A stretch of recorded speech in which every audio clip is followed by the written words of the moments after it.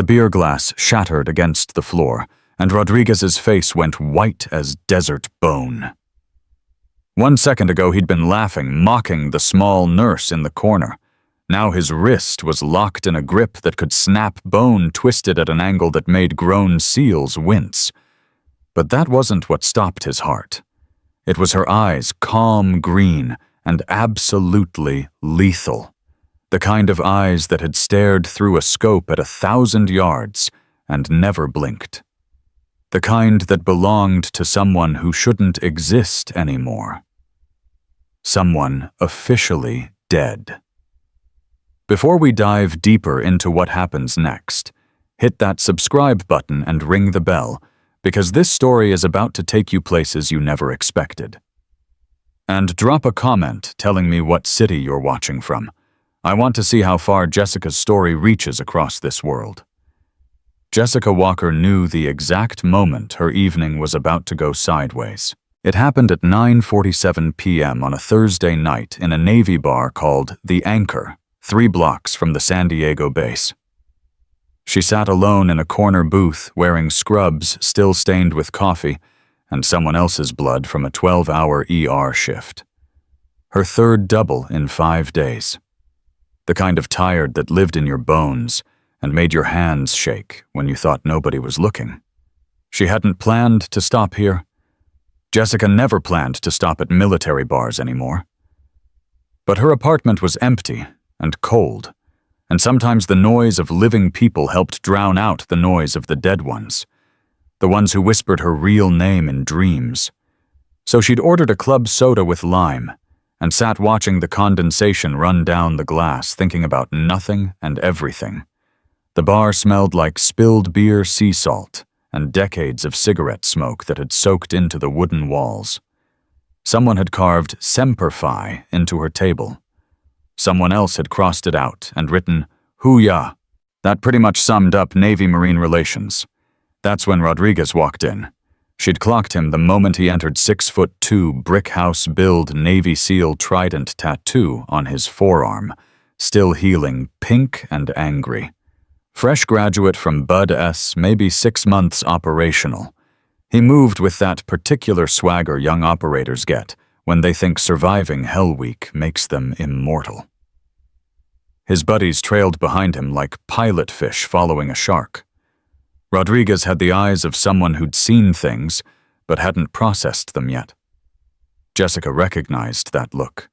She'd worn it herself once, right after her first kill, before the numbness set in. "Hey, sweetheart."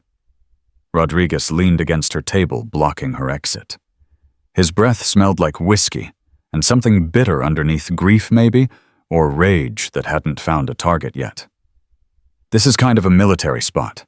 You lost..." Jessica looked up slowly.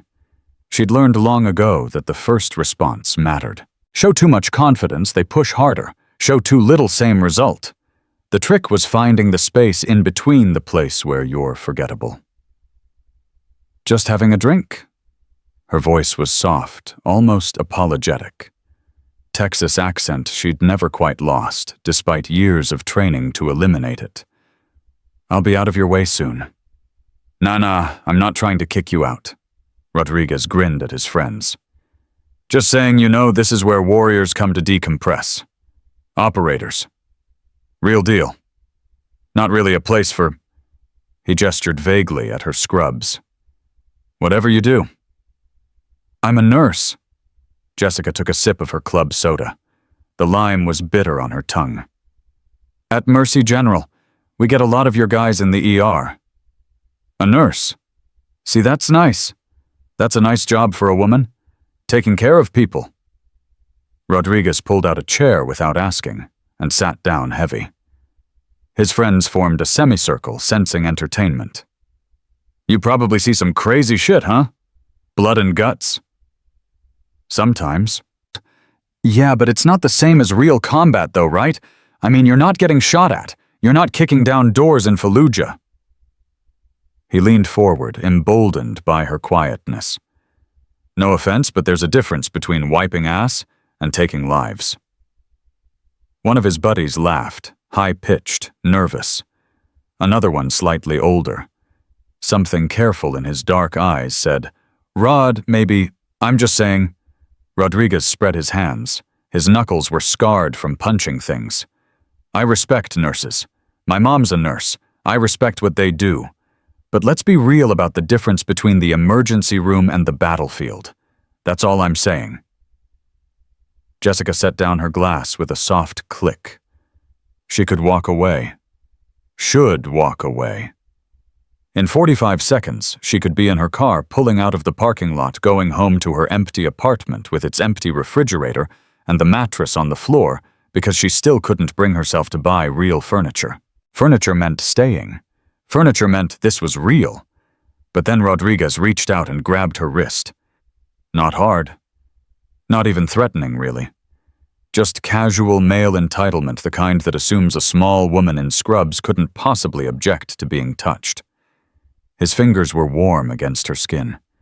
She could feel his pulse elevated about 90 beats per minute. Drunk but not incapacitated. Angry but not focused. Manageable. "Hey, don't be like that. I'm not trying to..." The movement was so fast that later when people watched the cell phone footage, they'd have to slow it down frame by frame to see what actually happened. Jessica's free hand came up and trapped Rodriguez's grabbing hand against her wrist. Her body rotated, generating torque from her hips and core. Rodriguez's wrist bent backward at an angle wrists aren't designed to bend. His center of gravity shifted forward as his brain registered pain, and his body tried to compensate. Jessica guided him down smoothly, controlling his descent, with the same pressure point manipulation that could either restrain or kill depending on half an inch of variation. In less than 2 seconds, Rodriguez was on his knees beside her booth, his face pressed against the wood that smelled like old varnish, and broken promises, his arm locked behind his back, and Jessica was still sitting in her seat, still holding her club soda in her free hand. She hadn't spilled a drop. The bar went silent. Not movie silent, where everyone gasps and turns. Real silent, where people's brains take 3 full seconds to catch up with what their eyes just witnessed. "You grabbed me," Jessica said quietly. "Don't do that." She released him and took another sip of her drink. Her hand was steady. It was always steady when it mattered. Rodriguez scrambled backward, his face flushing red, part pain, part humiliation, mostly rage that had finally found its target. His buddies stared. Someone in the back of the bar had their phone out, recording the little red light like a sniper's laser dot. "What the fuck was that?" Rodriguez's voice cracked slightly. He was rubbing his wrist, trying to look tough while clearly shaken. What are you, some kind of... She's trained." The voice came from the older SEAL who'd tried to warn Rodriguez earlier. He was studying Jessica with new eyes, the way a mechanic studies an engine he doesn't recognize. "That was a textbook compliance hold. Ranger role variant, maybe, or..." "I took a self-defense class," Jessica said. "For the ER. We get aggressive patients sometimes." That wasn't a self-defense class move. The older SEAL stepped closer, not threatening, just intensely curious. His name tape read Kowalski, salt and pepper hair, crow's feet around intelligent eyes. "That was operator-level restraint. Military police use something similar, but not that clean. Where'd you serve?" "I didn't." "Bullshit." Rodriguez was on his feet now, ego bruised, and looking for recovery. "Nobody moves like that without training. Real training. So what are you, FBI Secret Service, fucking CIA?" "I'm a nurse." "Prove it." Rodriguez pulled out his wallet, fumbled for his military ID with fingers that shook slightly, adrenaline come down. "Everyone here served. Everyone's got credentials. What's your story?" "Nurse Jackie." "Where'd you learn to fight like that?" Jessica felt the old familiar tightness in her chest. The feeling of walls closing and oxygen getting thin. She'd been careful for 3 years. So careful. New city, new name, New life built on a foundation of lies and forged paperwork. She'd buried Jessica Walker from Dallas and resurrected her as Jessica Walker from El Paso. Similar enough that she didn't slip up on paperwork, different enough that the records didn't quite connect, unless someone looked hard. She'd gotten the nursing degree because it was useful, because it meant she could still save lives, because it was penance and purpose wrapped together with medical tape. She'd thought she could just be small and quiet and invisible. But she'd forgotten you can't make yourself invisible to people trained to see threats. "I don't want trouble," Jessica said. "I'll leave." She started to slide out of the booth, but Rodriguez blocked her path. The alcohol and embarrassment had mixed into something ugly now, something that reminded her of men she'd killed in Kandahar and Mosul, and places that didn't have names on maps. His friends weren't laughing anymore. They were exchanging glances, some uncomfortable, some excited by the drama. "Nah, you're not leaving until you answer the question." Rodriguez leaned in. She could see the broken blood vessels in his eyes. "You come into our bar, you assault a Navy SEAL, you act all mysterious, fuck that. You're going to tell us exactly who you are and where you learned to move like that, or I'm calling the MPs and having them run your ID." "Rod, come on." Kowalski put a hand on his shoulder. She's just nothing." Rodriguez shook him off. "You saw what she did. That was professional. That was combat art trained. So either she's some kind of operator, in which case she needs to fucking identify herself, or she's lying about something, in which case we definitely need to know what." Jessica felt the old instincts rising like cold water filling a basement. The tactical assessment. The threat calculation. 7 men in immediate vicinity, 11 at the bar. 2 exits, front door and kitchen. Rodriguez was drunk and sloppy but strong. Kowalski was sober and smart, former EOD. Probably he'd be the real problem if this went sideways.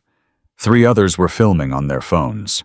This was already going to be online within the hour, running through facial recognition systems, flagging alerts in database she wasn't supposed to exist in anymore.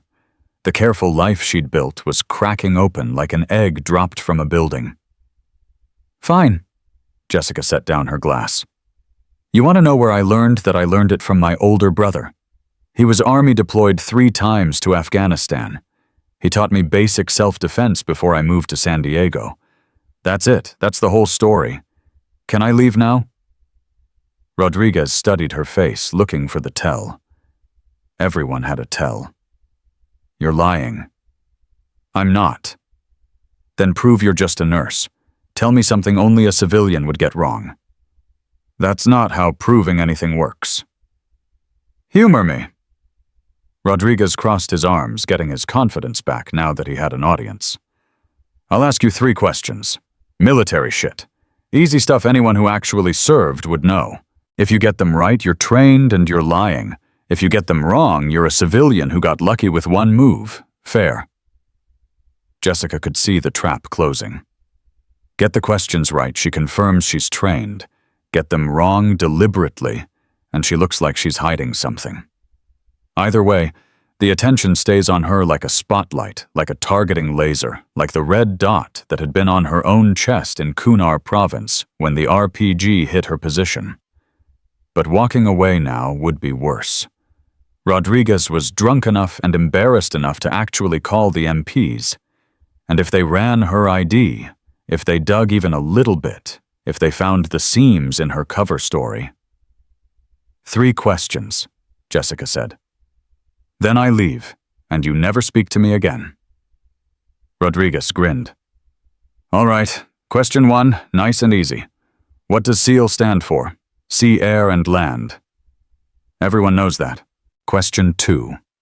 What's the max effective range of an M4 carbine? Jessica paused just long enough to seem uncertain. Not too long, that would be obvious. Just enough to sell it. 500 meters. Close enough. 550 for a point target, 800 for an area target, but whatever. Rodriguez was enjoying himself now. The other SEALs had gathered closer, forming an audience. More phones came out. Last question, and this is the real one. What's the first thing they teach you in SEER school? Sarah. Survival, evasion, resistance, escape. The school where they break you down to build you back up. Where they torture you legally so you'll know what to expect if you're captured illegally. Jessica had spent 3 weeks at the Navy's SEER school in Maine, and she remembered every second the cold that made your bones ache, the hunger that made you consider eating things you shouldn't, the waterboarding that made you understand that drowning was both faster and slower than you thought. She remembered the instructor's voice, calm and relentless, saying the same thing over and over while water filled her lungs. Your mind is your only weapon. Never surrender it. Never surrender it. Never surrender it. But a civilian nurse wouldn't know that. A civilian nurse wouldn't know SEER school existed. I don't know what SEER school is, Jessica said. Rodriguez's eyes lit up with triumph. Bullshit.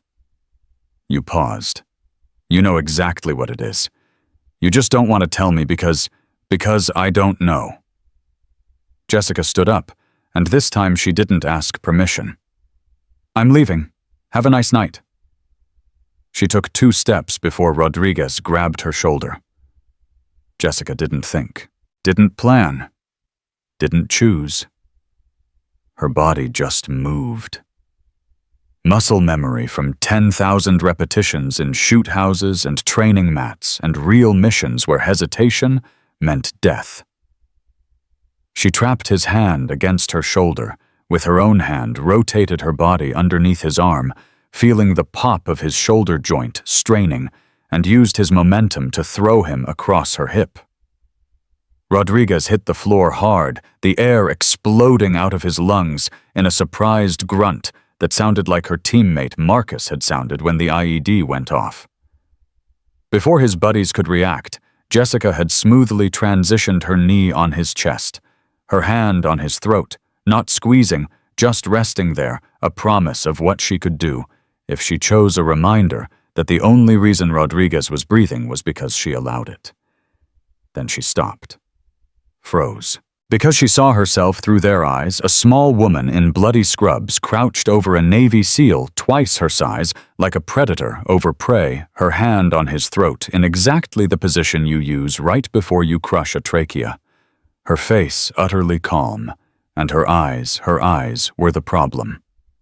She could feel them changing, feel the mask slipping away like old skin. The soft nurse falling away, and something else rising up from the deep place where she kept it buried. Something with calluses on its trigger finger and sand in its boots and names carved into its memory like scars that never healed. 73 names. 73 people she'd saved. And 6 names she couldn't. Jessica released Rodriguez and stood up slowly, hands raised, non-threatening, trying to remember how normal people moved after violence. Trying to remember that normal people shook. Normal people apologized. Normal people didn't stand over defeated enemies with perfect tactical spacing and threat assessment. I'm sorry, she said. Her voice sounded wrong, too calm, too controlled. She tried again, adding a tremor she didn't feel. I'm so sorry. I didn't mean he grabbed me again and I just reacted. I'm sorry. But the damage was done. Kowalski was staring at her with dawning recognition. Not of her specifically, she was sure he'd never seen her face before, sure her plastic surgery had been good enough, but of the type. The category. The species. The way a wolf recognizes another wolf even in sheep's clothing. Jesus Christ, he whispered. You're not just trained, you're... The door banged open. Master Chief Gary Henderson walked in 63 years old, retired from the teams, after 30 years of service, now working as a contractor, doing things he couldn't talk about for agencies that officially didn't exist. He had the weathered face of a man who'd seen everything and been surprised by nothing. the face of someone who'd killed people and made peace with it. He was wearing a polo shirt and khakis like he'd just come from a golf course, but his eyes went straight to Jessica like a heat-seeking missile. And Jessica felt her stomach drop 6 stories, because she knew that look. She'd seen it before in another bar, in another life, when her real Master Chief had found her after the Mosul mission went sideways, and she'd had to kill 3 ISIS fighters with her bare hands after her weapon jammed.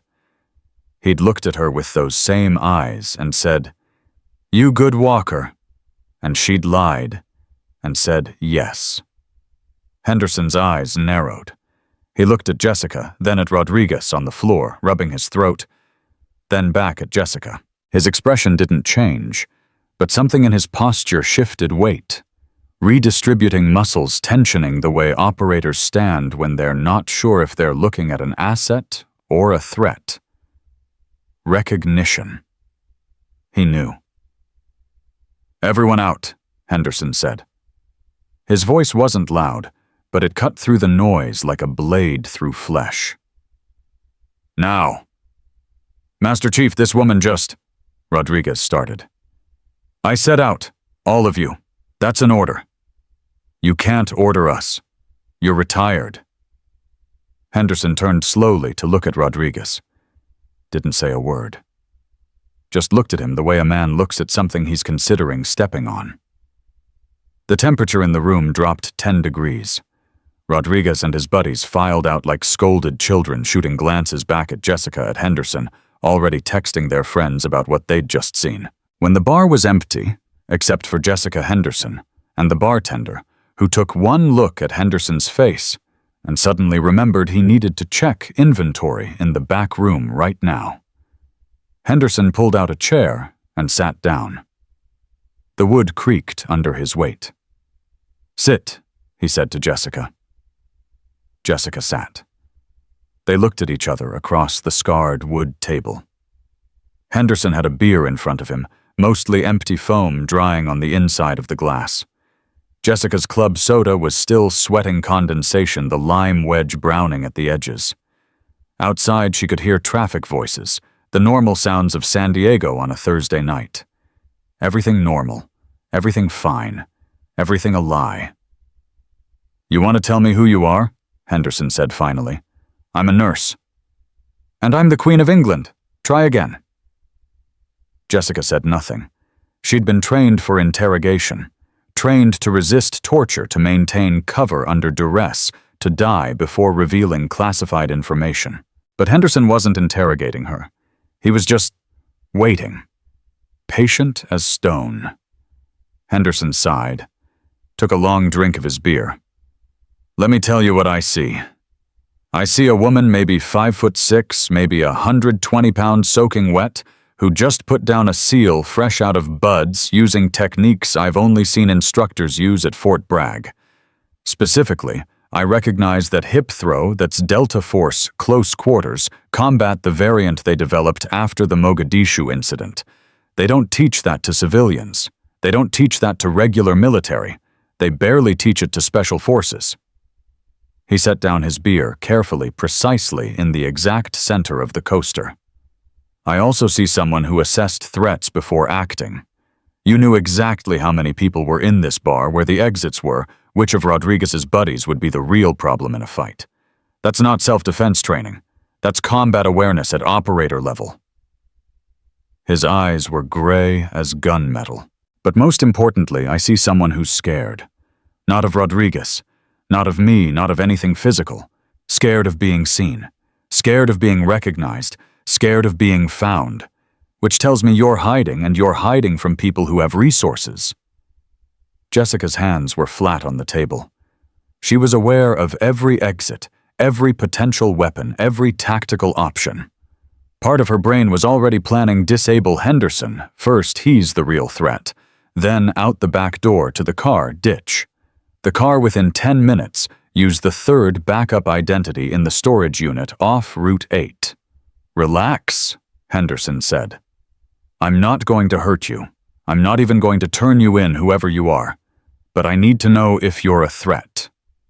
"I'm not." "To who be specific?" To anyone. I'm not here for any operational reason. I'm not active. I'm not working. I'm just... Jessica's voice trailed off. How do you explain it? How do you say, I'm just trying to be a person instead of a weapon to someone who's spent their entire life being both?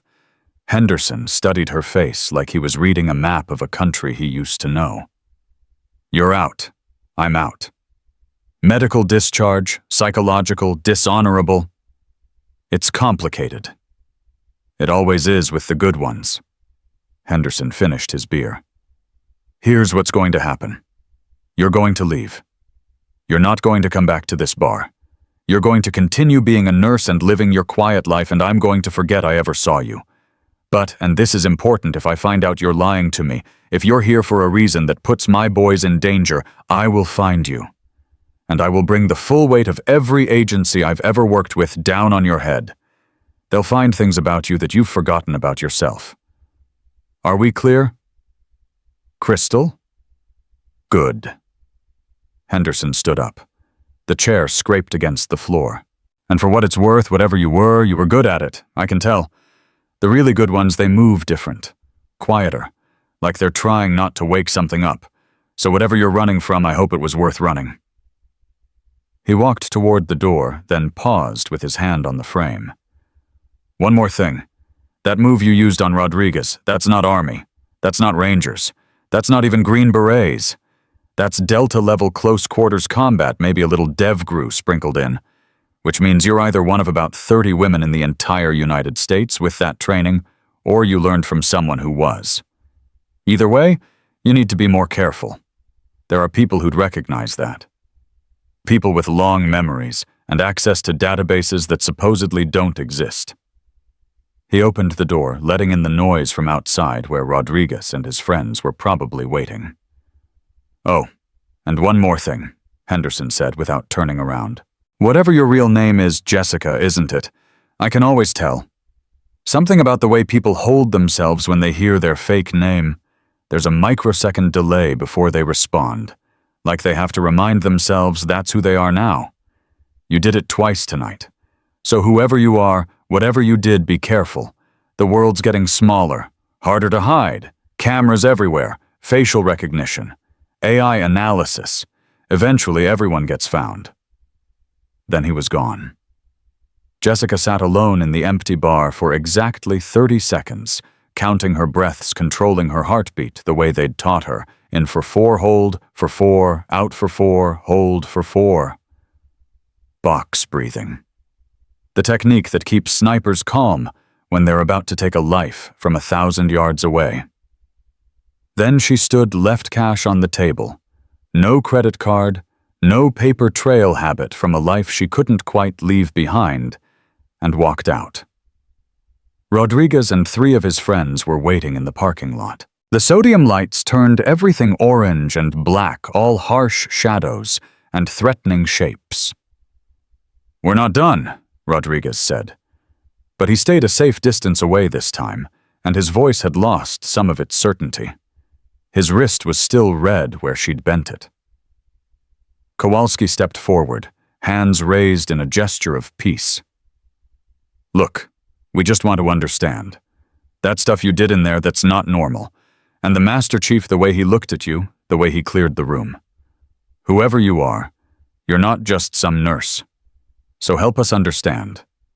Not because we're trying to give you shit, but because... He paused. Because maybe you're someone we should know about. Jessica looked at them in the orange light. Young men playing at being warriors, thinking they understood violence because they'd survived training. They had no idea. No idea what it was like to actually end a life. To watch someone's eyes go empty because you'd put them there.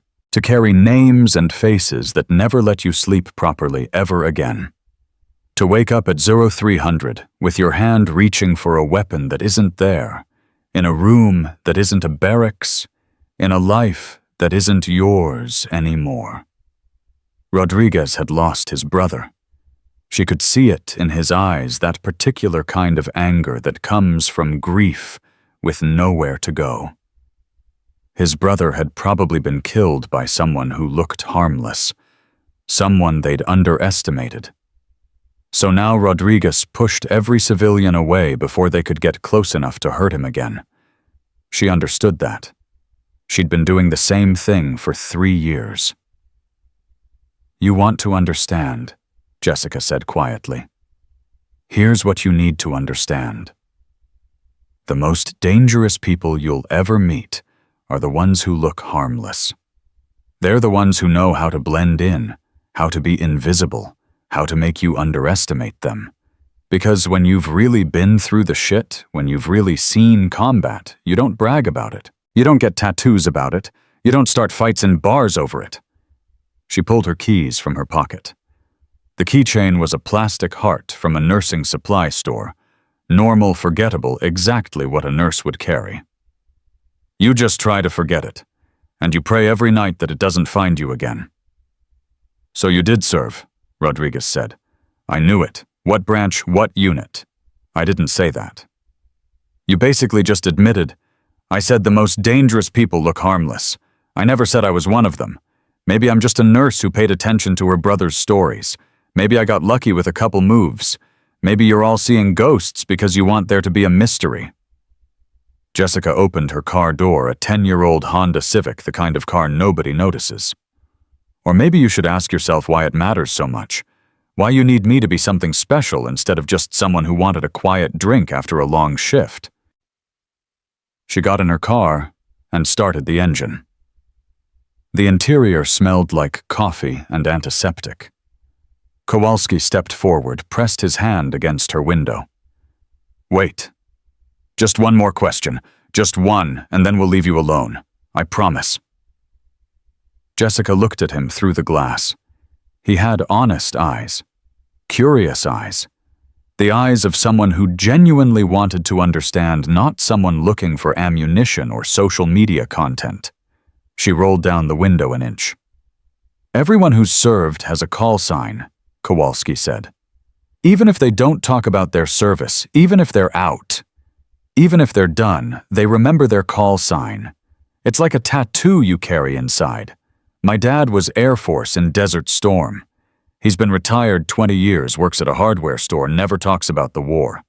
But sometimes when he thinks nobody's listening, I hear him whisper his call sign, Hawk 7, like he's making sure he hasn't forgotten who he used to be." Kowalski's eyes were steady.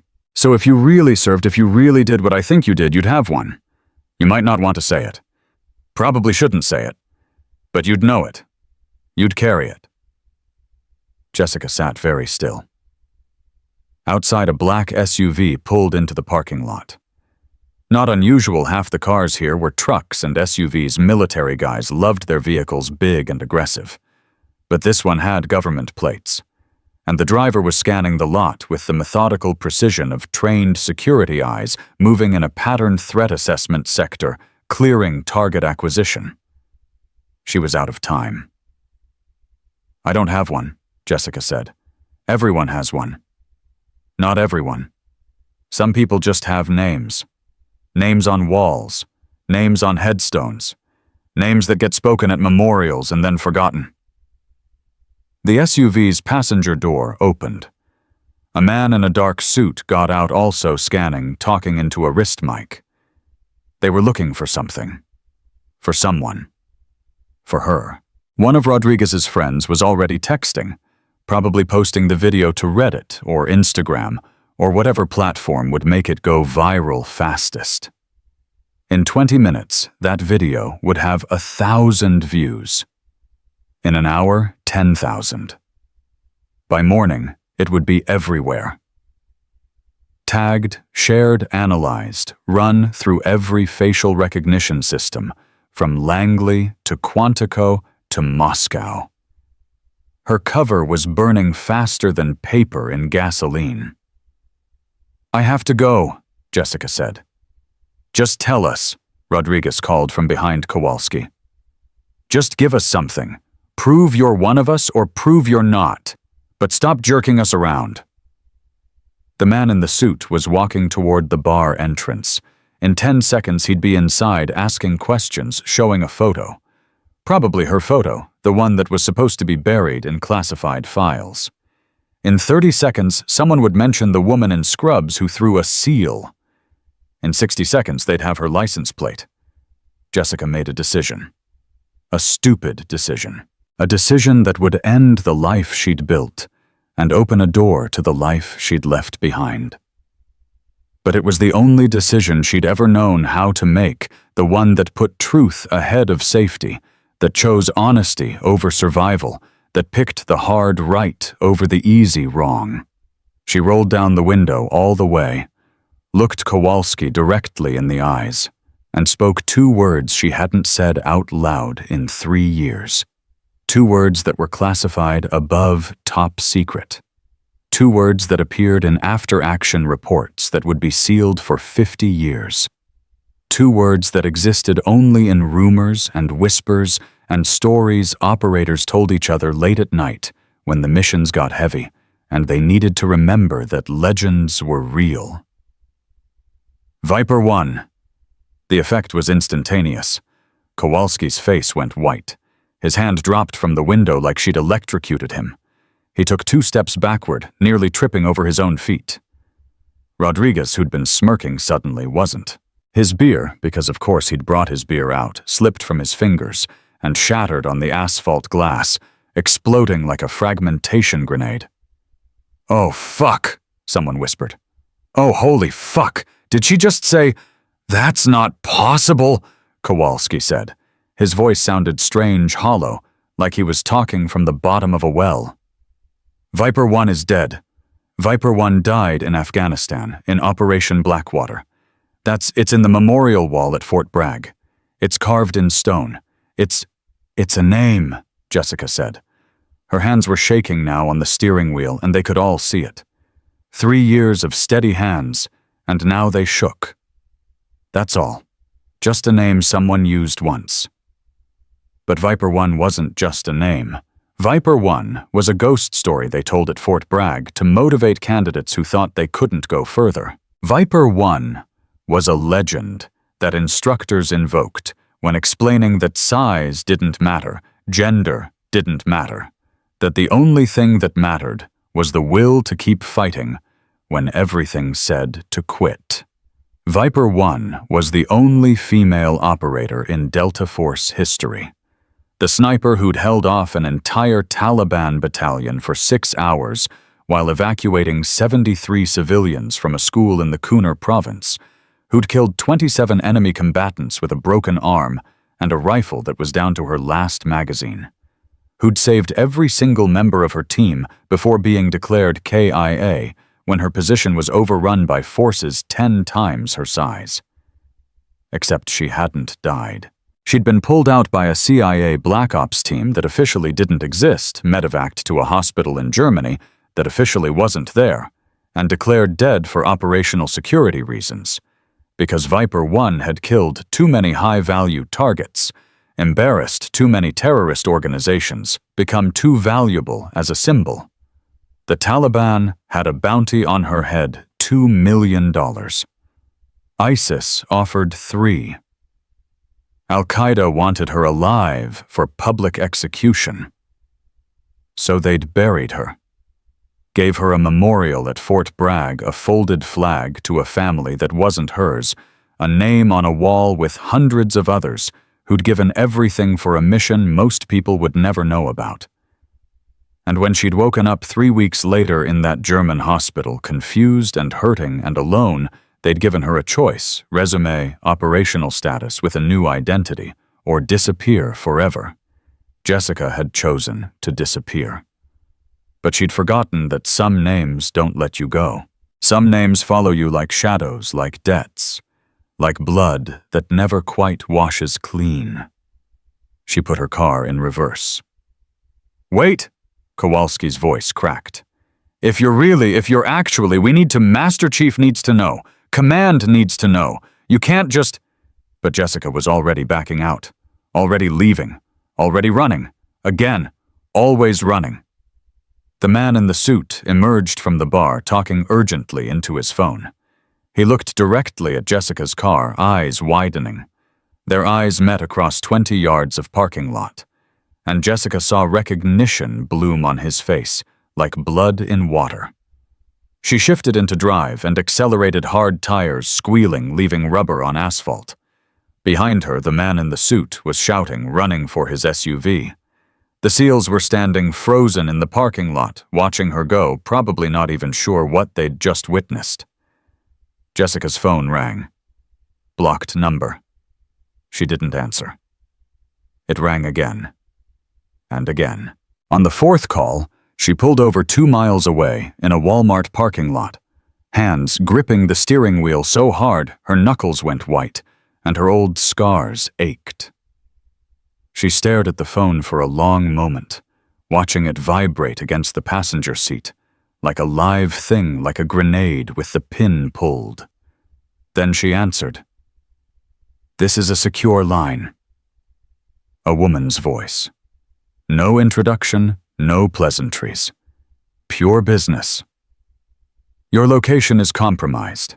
You have approximately 15 minutes before local assets arrive at your apartment.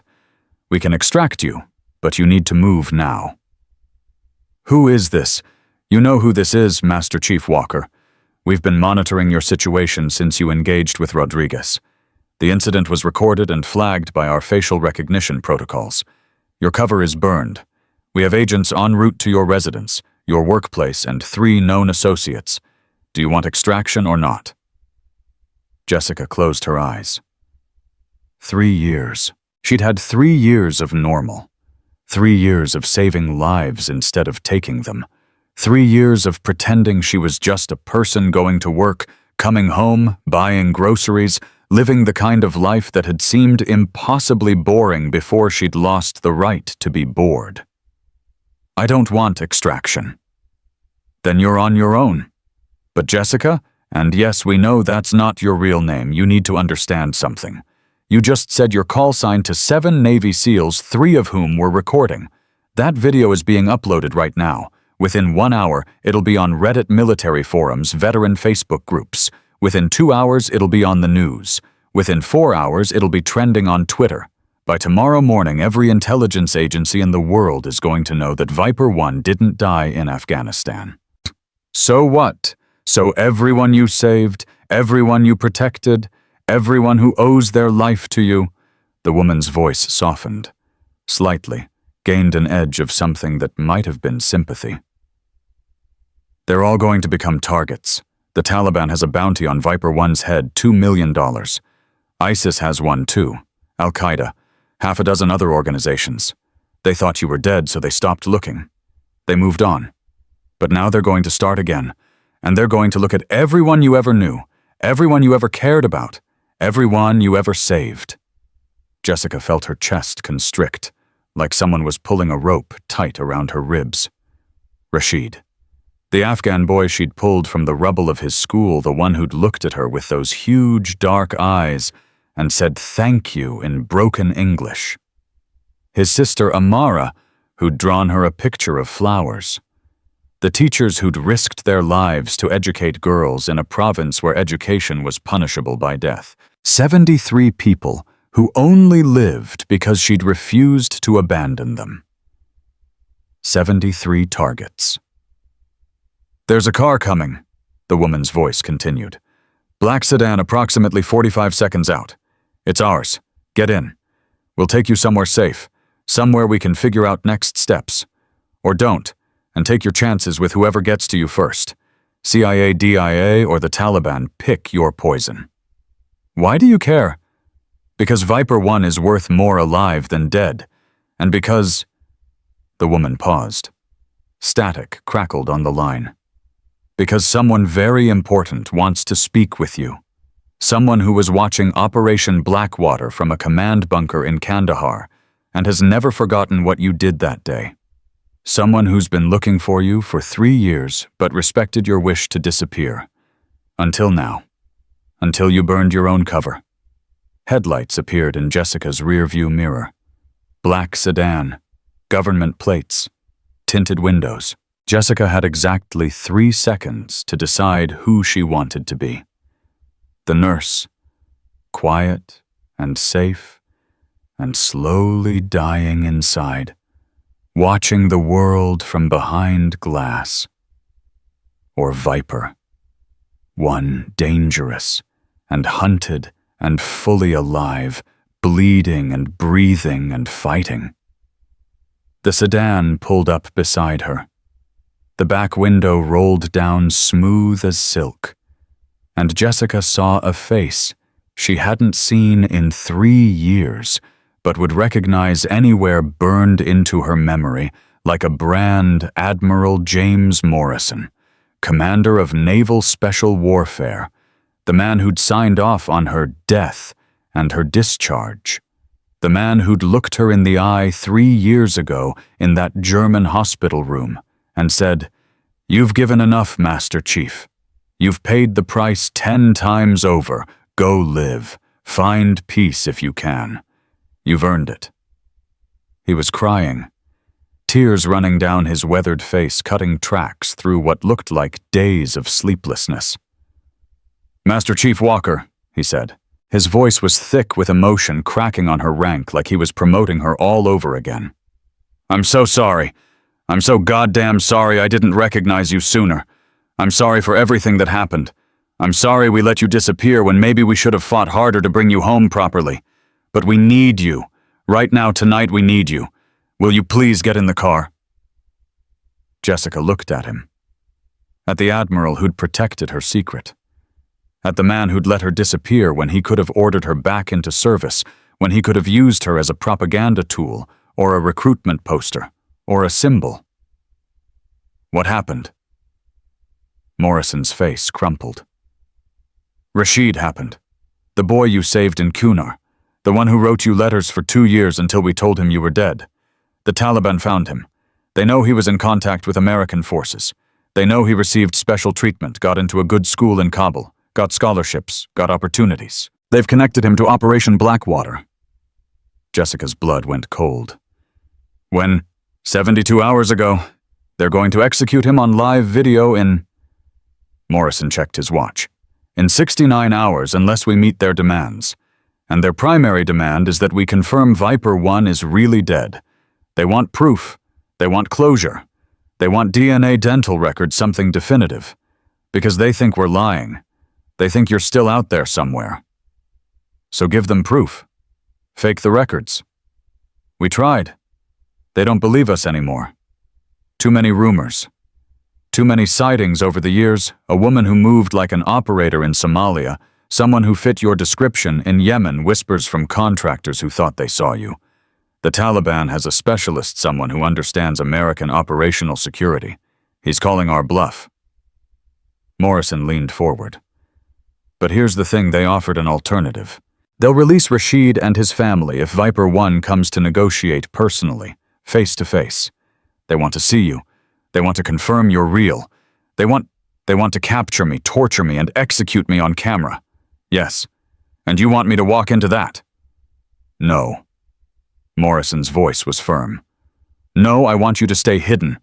I want you to keep living your life as Jessica Walker, nurse, nobody special. That's what I want. But Rashid is 17 years old. His sister Amara is 12. They're going to die in 69 hours, and it will be because they knew you. Because you saved them. Because they believed Americans keep their promises." He was right. God help her, he was right. Jessica got out of her car, walked to the sedan, opened the door. And as she slid into the back seat, leaving behind Jessica Walker, the nurse, forever she felt something inside her chest unlock. Something that had been caged for 3 years, something that had been sedated and restrained and told to sleep. Not relief, exactly. Not happiness. Just recognition. Like her reflection in a mirror suddenly coming into focus after 3 years of blur. Inside the sedan, Morrison handed her a folder. Everything we know about the situation. Location, enemy strength, probable defenses. It's bad, Walker. It's as bad as it gets. But Jessica opened the folder. The first page was a satellite photo of a compound in the Kunar province, the same province where she'd died once before.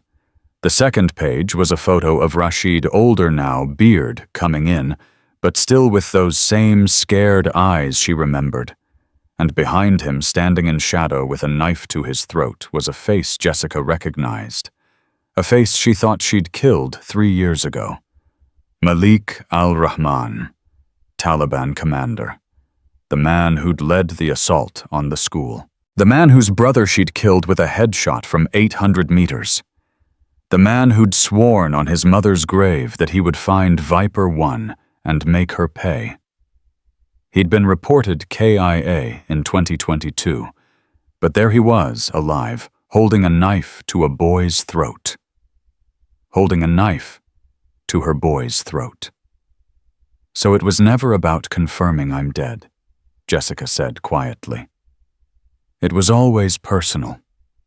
Malik wants revenge, and he's using Rashid as bait. That's our assessment. Jessica looked at the photo for a long moment, at Rashid's face, at the fear in his eyes, at the way his hands were bound with the same kind of rope they'd used on captured American soldiers. Then she closed the folder. When do we leave? Morrison's face cracked into something between a smile and a sob. There's a plane waiting at Miramar, wheels up in 90 minutes. We've assembled a team, no team. Walker, you can't go in alone. This is a suicide mission even with support. Then I guess I'm suicidal. Jessica looked at him. Malik wants Viper 1 fine. He gets Viper 1, not a team, not a unit. Just me. The same way it was 3 years ago. Solo infiltration precision, strike target extraction. Clean and simple. There's nothing clean or simple about this. There never is. Jessica felt her voice changing, felt herself slipping into the old patterns, the old language. But here's what I know: Malik is smart. He'll have counters for a team assault. He'll have ambush positions, backup fighters, fail-safes. But he won't be prepared for what I actually am, because he thinks Viper 1 is a legend. He thinks I'm some kind of supernatural warrior, some ghost that can't be killed. She met Morrison's eyes. I'm going to show him he's right. Morrison stared at her for a long moment. Then he nodded slowly. The plane is yours. Equipment, intel, support, whatever you need. But Walker, when you come back, and you will come back, we need to talk about what happens next. About whether you come back in, get the recognition you deserve, or if we bury you again deeper this time. When I come back, Jessica said, we'll talk about it. If I come back, she didn't say. The sedan pulled away from the Walmart parking lot, leaving her Honda Civic behind. Another life abandoned, another identity shed like old skin. Through the rear window, Jessica watched the lights of San Diego recede. Watched the normal world fall away. Watched the nurse disappear into memory. And in the reflection of the window, she saw her own eyes staring back. They weren't the soft green eyes of Jessica Walker anymore. They were the cold, calculating eyes of Viper 1. The ghost was going home. The C-17 Globemaster climbed through 30,000 feet, and Jessica felt the pressure change in her ears like a countdown timer. 48 hours until Rashid died. 48 hours to become someone she'd spent 3 years trying to forget. Morrison sat across from her in the cargo bay, reviewing tactical maps on a tablet. 2 other men were present, both contractors, both careful not to look directly at her. They knew the legend. They just didn't know how to reconcile it with the small woman in borrowed BDUs who looked like she should be teaching kindergarten, not planning an assault on a fortified Taliban compound. The compound is here. Morrison zoomed in on the satellite imagery. 14 miles northwest of Asadabad, built into the mountainside. Natural defenses on 3 sides, single access road that's almost certainly mined. We count 25 to 30 fighters based on thermal imaging. Malik keeps Rashid in the central building's second floor northeast corner room. Jessica studied the image. The compound looked like every other Taliban stronghold she'd seen: mud brick walls, flat roofs for lookouts, probably tunnels underneath connecting to escape routes. But something about the layout bothered her. "The guard rotation," she said. "Show me the pattern." Morrison swiped through a series of time-stamped photos. Standard 12-hour shifts. 6 men on the perimeter, 4 on the roof, 2 at the main gate. They swap at dawn and dusk. That's wrong. What? Malik is smarter than that. He knows American forces prefer dawn raids visibility, improving guards tired from night shift. If he's expecting me, he'll have his best fighters on duty at dawn, not his worst. This rotation pattern is designed to look standard.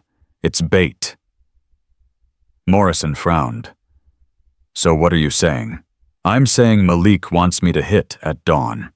He's got the compound staged for. It probably has additional fighters hidden in those buildings on the west side, RPGs positioned for overhead cover, maybe even a technical with a 50 cal tucked away. The whole setup screams, 'Please attack me here.'" One of the contractors spoke up for the first time. His name tape read Chen. "So when do you hit?" "High noon." Jessica tapped the image. "Maximum heat, maximum visibility, maximum predictability. Nobody attacks at noon. It's tactical suicide, no shadows, no cover of darkness defenders at peak alertness. Malik will assume I'm smarter than that." "Are you?" Morrison asked quietly. Jessica smiled, and it wasn't a nice smile. "Malik thinks like an operator because he's fought operators his whole life. He expects tactics, strategy, coordination. But I'm not hitting the compound." "Then what are you hitting?" "Him." Jessica zoomed in on a small building outside the main walls. "This is Malik's personal quarters. He sleeps separate from his men, ego paranoia, probably both. He's got 2 bodyguards, maybe 3. At noon, he'll be in his quarters during midday prayer. Alone, except for his security." Morrison was shaking his head. "Walker, if you go after Malik first, you're trapped. You'll be in the middle of 30 fighters with no backup and no extraction route. That's the idea. That's insane. That's why it'll work." Jessica leaned back against the cargo netting. "Malik wants to capture Viper 1, break her on camera, prove the legend is just a woman. He's spent 3 years building this moment in his head, so I'll give him what he wants. I'll walk into his trap, but I'll spring it on my terms, not his." Chen was staring at her like she'd suggested swimming to Afghanistan. "You're going to let yourself get captured?" "No, I'm going to let him think he's captured me." Jessica closed her eyes. The engine noise was steady, rhythmic, almost peaceful. "There's a difference." Morrison set down the tablet. "Explain." "Malik's whole plan depends on spectacle. He wants a show the great Viper 1 brought low, humiliated, broken. He'll want to savor it. That means he won't kill Rashid immediately. He'll wait until he has me, until he can make us watch each other die. That gives me a window." "How long?" "Maybe 10 minutes, maybe less." But Jessica opened her eyes. "But I only need 3. The plane hit turbulence. Everything shook cargo people the careful plans laid out on Morrison's tablet. Jessica wrote it out without bracing herself. She'd learned long ago that some things you couldn't control, so you stopped trying. "I don't like this," Morrison said when the turbulence passed. "This whole thing feels wrong. The timing, the setup, the way the intel fell into our laps. It's too clean." "It is too clean, because it's not really about Rashid." Jessica met his eyes. "It's about me. Malik found out I was alive somehow, maybe the same way you found out. Maybe he's got sources in American intelligence. He grabbed Rashid to draw me out. The execution deadline, the demands for proof, all theater. He knew I'd come. He's been waiting 3 years for this." "Then why walk into it?" Because Rashid is 17 years old and he's terrified, and 3 years ago I promised him he'd be safe. I gave him my word. Do you know what that means in his culture? A warrior's promise. It means I'm bound by honor to protect him even if it kills me. Especially if it kills me. Morrison rubbed his face. He looked old, suddenly worn down by years of sending people into places they might not come back from. I should have kept you on the books. Should have found a way to bring you home properly. This is my fault. Nothing about this is your fault. I made my choices. Malik made his. Now we both get to live with the consequences. The second contractor name tape read Torres finally spoke. Ma'am, I served with DevGru for 6 years. Did rotations in Afghanistan and Iraq. I've seen a lot of operators do a lot of crazy things, but I've never seen anyone plan to solo assault a fortified position with 30+ hostiles. Not even in the movies. That's because movies care about believability. Jessica smiled again. Real life just cares about results. What's the success rate on operations like this? Jessica didn't answer. She didn't need to. They all knew the answer. Solo infiltration against those odds. Success rate was somewhere between 5 and 10%. Survival rate was lower. But the success rate for Rashid if she didn't go 0%. And that math was simple enough even for Hollywood. Morrison pulled out a secure phone. I'm authorizing QRF on standby Quick Reaction Force 20 Rangers staged at Bagram. If things go sideways, they can be on site in 40 minutes. No. Walker. No QRF. No backup. No cavalry coming over the hill. Jessica's voice was hard now, commander voice, the tone that didn't allow argument. The moment you put American forces in the air, Malik will know. He's got spotters, informants, people watching the bases. A QRF launch will trigger his contingencies, and Rashid dies before their wheels up. This has to be clean. Ghost in, ghost out. And if you die, then I die. But Rashid doesn't. That's the mission. Morrison stared at her for a long moment, jaw working like he was chewing words he couldn't quite spit out. Finally, he nodded. Your call, Master Chief. Your mission, your rules. But for what it's worth. His voice cracked slightly. It's been an honor serving with you, even if most of that service was paperwork declaring you dead. The honor's mutual, sir. The rest of the flight was quiet. Chen and Torres went through equipment checks night vision. They wouldn't need thermal scopes that might be useful enough ammunition to fight a small war. Jessica watched them work with detached amusement. They were preparing for the mission. They understood the one they'd trained for. Hit hard, move fast, overwhelming firepower. They didn't understand her mission yet. Hers didn't require overwhelming firepower. It required something much harder to train: the willingness to walk into hell, knowing you probably weren't walking back out and doing it anyway because a 17-year-old boy was counting on you. They landed at Bagram just after midnight local time. The base was quieter than Jessica remembered. Fewer flights, fewer personnel, the slow drawdown of an ending war. She walked across the tarmac with Morrison breathing air that smelled like diesel fuel and dust and memories. I spent 8 months here, she said. Before Delta, before any of this. Just another rifleman pulling perimeter security, thinking I understood what war was. What changed? I actually saw a war. Turns out it's nothing like you think. It's not heroic or glorious or even particularly interesting most of the time. It's just... She paused, searching for words. It's just people making terrible choices because all their other choices are worse. They reached a small building marked Special Activities. Inside, a woman in civilian clothes was waiting. Early 40s, sharp eyes, the kind of face that could pass for almost any ethnicity depending on context. Definitely agency. Master Chief Walker. She didn't offer a handshake. I'm Sarah Kane, CIA Station Chief for Kunar Province. I've been tracking Malik for 18 months. He's smart, careful, and he learns from mistakes. The fact that you supposedly killed him 3 years ago, and he's still breathing, tells you something about his survival instincts. Tells me I missed something, Jessica said. Or he's very good at playing dead. Kane pulled out a file. After Operation Blackwater, Malik disappeared for 6 months. When he resurfaced, he'd changed his operations completely.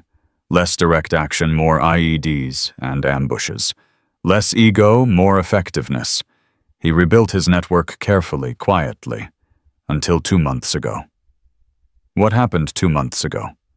He started asking questions. Specifically, he started asking about whether Viper 1 was really dead.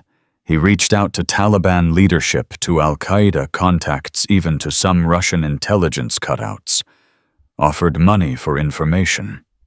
Then 3 weeks ago, he found Rashid. Jessica felt something cold slide down her spine. How? Rashid kept a photo.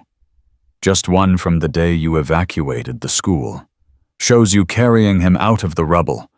Your face is partially obscured by dust and tactical gear, but it's recognizable if you know what you're looking for. Rashid kept it hidden for 3 years, but he showed it to a girlfriend. The girlfriend's brother is Taliban. You can guess the rest. Rashid's girlfriend got him captured. Indirectly, the brother saw the photo, recognized the location, put together the timeline, reported it to his commander. The commander reported it to Malik.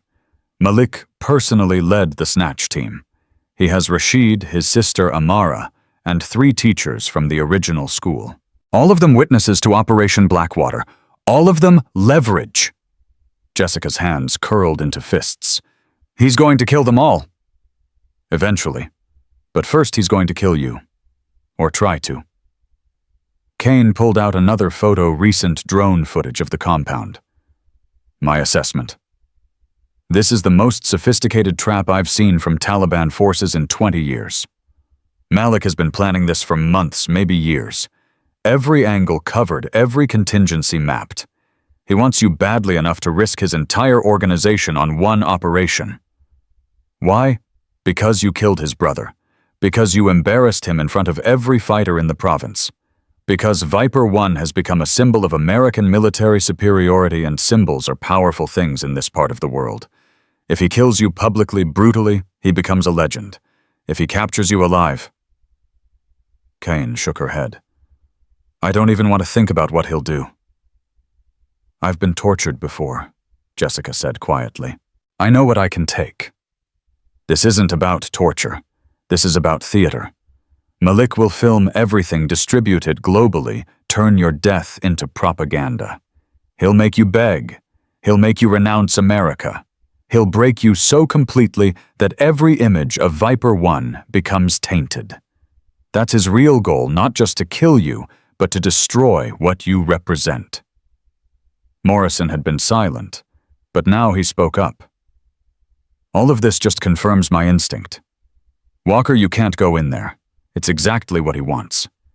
Let's find another way, negotiate, offer a prisoner exchange, something. There is no other way. Malik won't negotiate. He wants me, and he'll keep taking hostages until he gets me.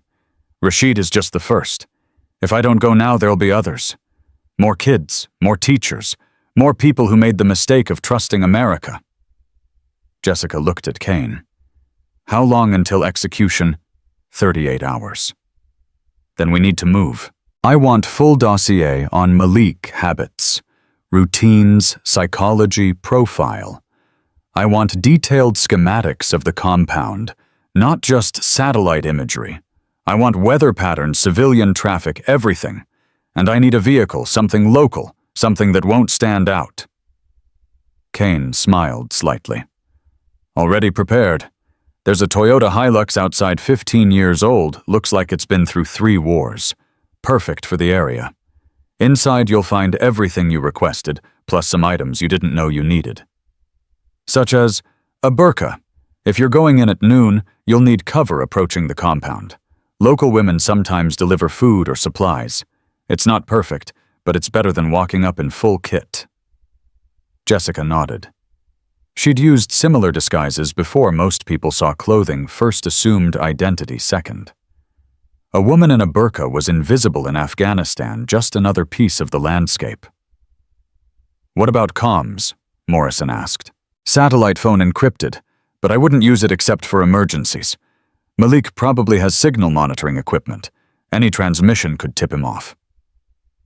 Kane handed Jessica a small device that looked like a smartphone. "This is better one-way burst transmitter. Press the red button, it sends your GPS coordinates and a pre-recorded distress signal. Press the green button, it means mission successful. Press both simultaneously, it triggers a self-destruct and data wipe." Cheerful. Realistic. "This is a one-way trip, Master Chief. I think we all know that." Jessica pocketed the device. "Anything else I need to know?" Kane hesitated. "There's a rumor. Unconfirmed, but worth mentioning. Some of my local sources say Malik has acquired chemical weapons. Nothing sophisticated, probably chlorine gas, maybe sarin, if he's lucky. Could be bullshit, could be real. Either way, it changes the calculation." "How?" "Because if Malik thinks he's losing, if you somehow turn the tables and he's facing capture or death, he might gas the entire compound rather than let you win. Scorched earth.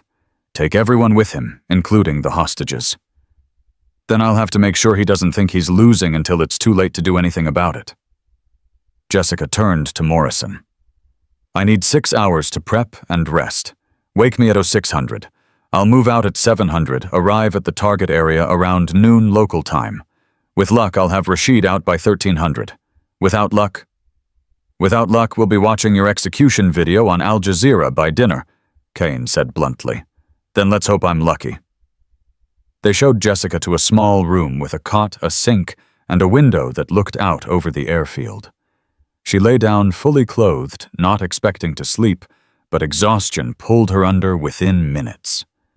She dreamed of Rashid, not the scared teenager in the hostage photo, but the little boy she'd carried out of the rubble 3 years ago.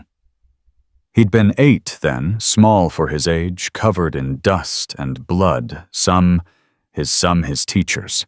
The school had been hit by Taliban rockets' punishment for teaching girls. Jessica's team had been 3 miles away when the call came in. By the time they arrived, the Taliban fighters were executing survivors. Jessica had killed 6 men in 30 seconds that day. Clean headshots, textbook suppression, no wasted movement. But it was the 7th man she remembered most clearly. He'd had a knife to a little girl's throat. Rashid's sister, Amara. Jessica hadn't had a clear shot. Too many civilians, too much smoke, the angle, all wrong. So she'd done something she'd never done before, or since she'd announced herself. Stood up in full view and called out in Pashto. "I am Viper, one of the American Delta Force. Release the child, and I will give you a warrior's death. Fight me with honor." The man had laughed, started to cut Amara's throat. Jessica had put a bullet through his eye from 40 meters with her sidearm while moving at a full sprint. The shot shouldn't have been possible. Later, her team leader had called it the finest piece of marksmanship he'd ever witnessed. Jessica had called it luck. But Rashid had called it something else. He'd looked at her with those huge dark eyes and said in careful English, "You are like the jinn from my grandmother's stories. The good jinn who protects the innocent." "I'm just a soldier," Jessica had told him. "No," Rashid had insisted. "Soldiers kill, jinn protect. You are protector." 3 years later, she was still trying to live up to a 8-year-old's definition of heroism. She woke at 05:45, 15 minutes before her alarm. Her internal clock had always been precise. Another gift from the military, the ability to sleep anywhere, wake exactly when needed, transition from rest to combat readiness in seconds. Morrison was waiting outside with coffee and an MRE. "Couldn't sleep either," he said. "Kept thinking about Operation Blackwater, about watching the drone feed from Kandahar while you held that position for 6 hours. We all thought you were dead. When the building collapsed, when we saw 50 Taliban fighters swarm your location." He stopped. "I've never felt more helpless in my entire career." "But you sent the extraction team anyway." "Against orders. The CIA wanted to leave you, said it was too hot, too risky. I told them to go fuck themselves and launched anyway. Cost me a reprimand and almost cost me my career." Morrison smiled. "Worth it." Jessica drank the coffee. It was terrible, burned and bitter and perfect. If this goes wrong today, if Malik gets me, he won't. But if he does, I need you to promise me something. Don't send anyone after me. Don't risk more lives trying to save mine. Just—" She paused. "Just make sure Rashid knows I tried. Make sure he knows I kept my promise." "You're going to tell him yourself?" "Admiral, please. I need to hear you say it." Morrison's jaw tightened. "You have my word. If things go sideways, we cut our losses.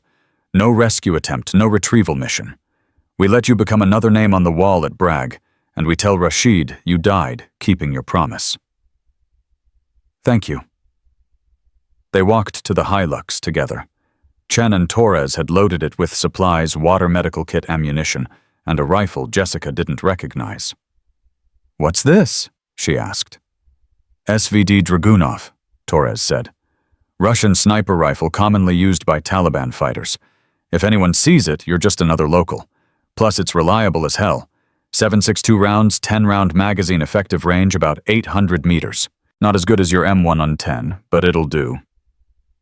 Jessica checked the rifle. The action was smooth, the scope properly zeroed. "Where'd you get it? Better you don't ask." She also found the burqa. Kane had mentioned pale blue full coverage designed to make women disappear. Jessica held it up, feeling the weight of the fabric, the cultural implications, the irony of using women's oppression as tactical camouflage. "I hate these things," she said. "They hate you back," Chen replied. "But they work. I've seen operators use them for infiltration before. Just remember, walk slow, keep your head down, don't make eye contact. Local women are practically invisible here. It's disgusting, but we can use it." Jessica stuffed the burqa into a bag with her other supplies. Checked her sidearm, a Glock 1915 rounds, plus one in the chamber. Checked her knife, Kabar, 7 inches, still sharp enough to shave with. Checked her resolve, infinite cold, ready. "Anything else I'm forgetting?" she asked. Morrison handed her one more thing, a small envelope. "This arrived for you an hour ago. Came through back channels. No idea how they knew you were here." Jessica opened it. Inside was a single photograph, old and creased from handling. It showed a young woman in army uniform smiling at the camera, looking impossibly young and optimistic. Written on the back in faded ink, "Remember who you were before you became who you are. M. Marcus." Her old team leader, the one who died in the Mosul operation, the one who'd taught her that being a good operator meant staying human, even when the job tried to make you into something else. She tucked the photo into her pocket, next to her heart. "Time to go," she said. The drive to Kunar province took 4 hours over roads that barely qualified as roads. Jessica drove slowly, carefully, blending with local traffic farmers, taking goods to market families, traveling to visit relatives, the ordinary flow of life in a war zone. Nobody looked twice at the battered Hilux. She stopped once at a village market to buy food and ask directions in halting Pashto. The vendor, an old man with kind eyes, insisted on giving her extra bread for free. "For your family," he said. "May God protect them." Jessica thanked him and drove on carrying bread for a family she didn't have protected by a God she wasn't sure she believed in anymore. By 11:45, local time, she was parked 3 miles from the compound, hidden in a wadi behind a cluster of rocks. She changed into the burqa, checked her weapons one last time, and started walking. The compound appeared gradually as she climbed the ridgeline exactly as the satellite photos showed, but somehow more real, more dangerous. She could see guards on the roof sentries at the gate, the whole apparatus of Malik's trap laid out like a game board. And somewhere inside, Rashid was waiting, praying she'd come, praying she wouldn't. Jessica adjusted the burqa, felt the weight of the Glock concealed beneath, and walked toward the compound like a woman bringing lunch to her husband. The first guard barely glanced at her. The second one called out, "Stop! State your business." "Food delivery," Jessica said in Pashto, keeping her voice soft and submissive. "For the guards, from the village." "We didn't order any food." "Commander Malik ordered it. Special delivery. Very important." She held up the bag of bread, still warm, still fragrant. The guard hesitated, looked at his partner, looked back at Jessica, trying to decide if a woman was worth worrying about.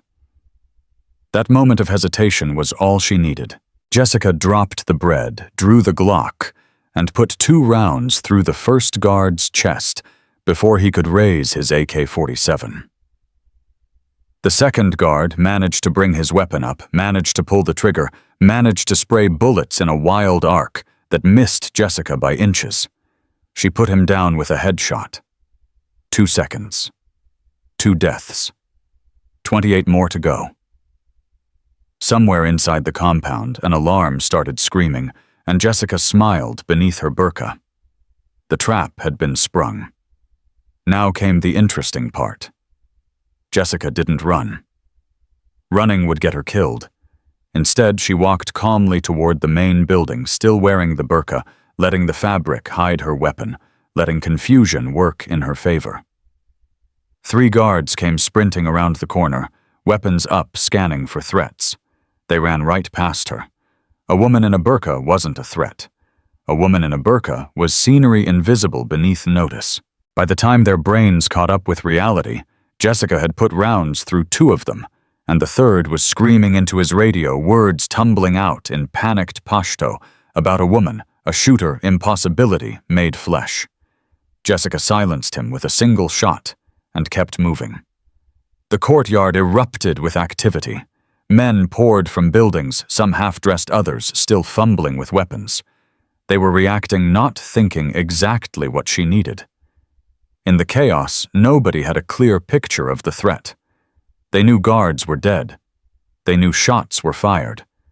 But they didn't know where the shooter was, how many attackers there were, or what the objective was.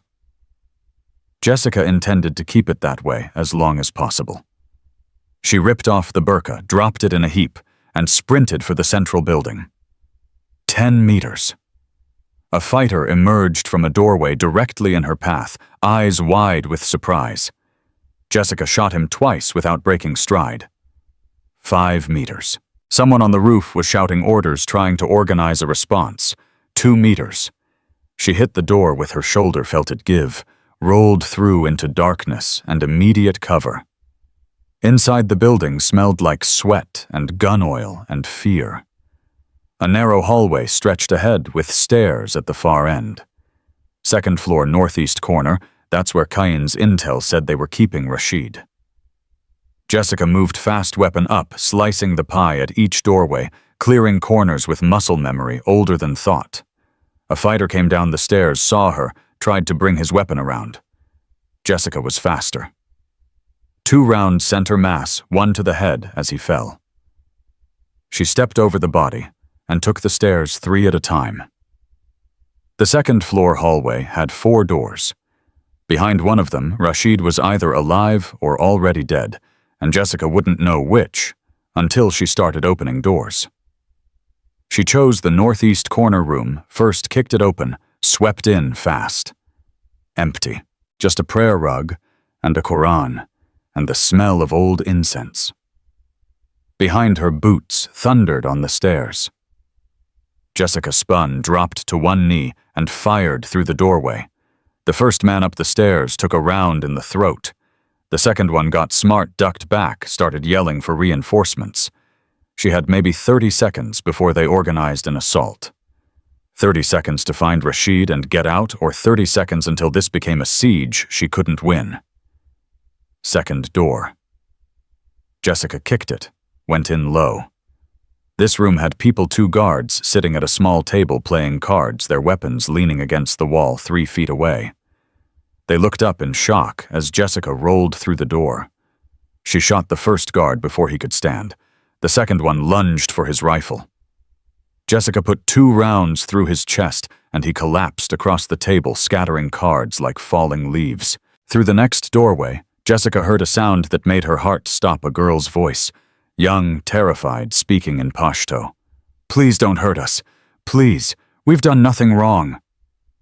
"Amara," Jessica called out in Pashto. "Amara, it's me, the American soldier, from the school. Do you remember?" Silence. Then a small, disbelieving voice. "The Jinn.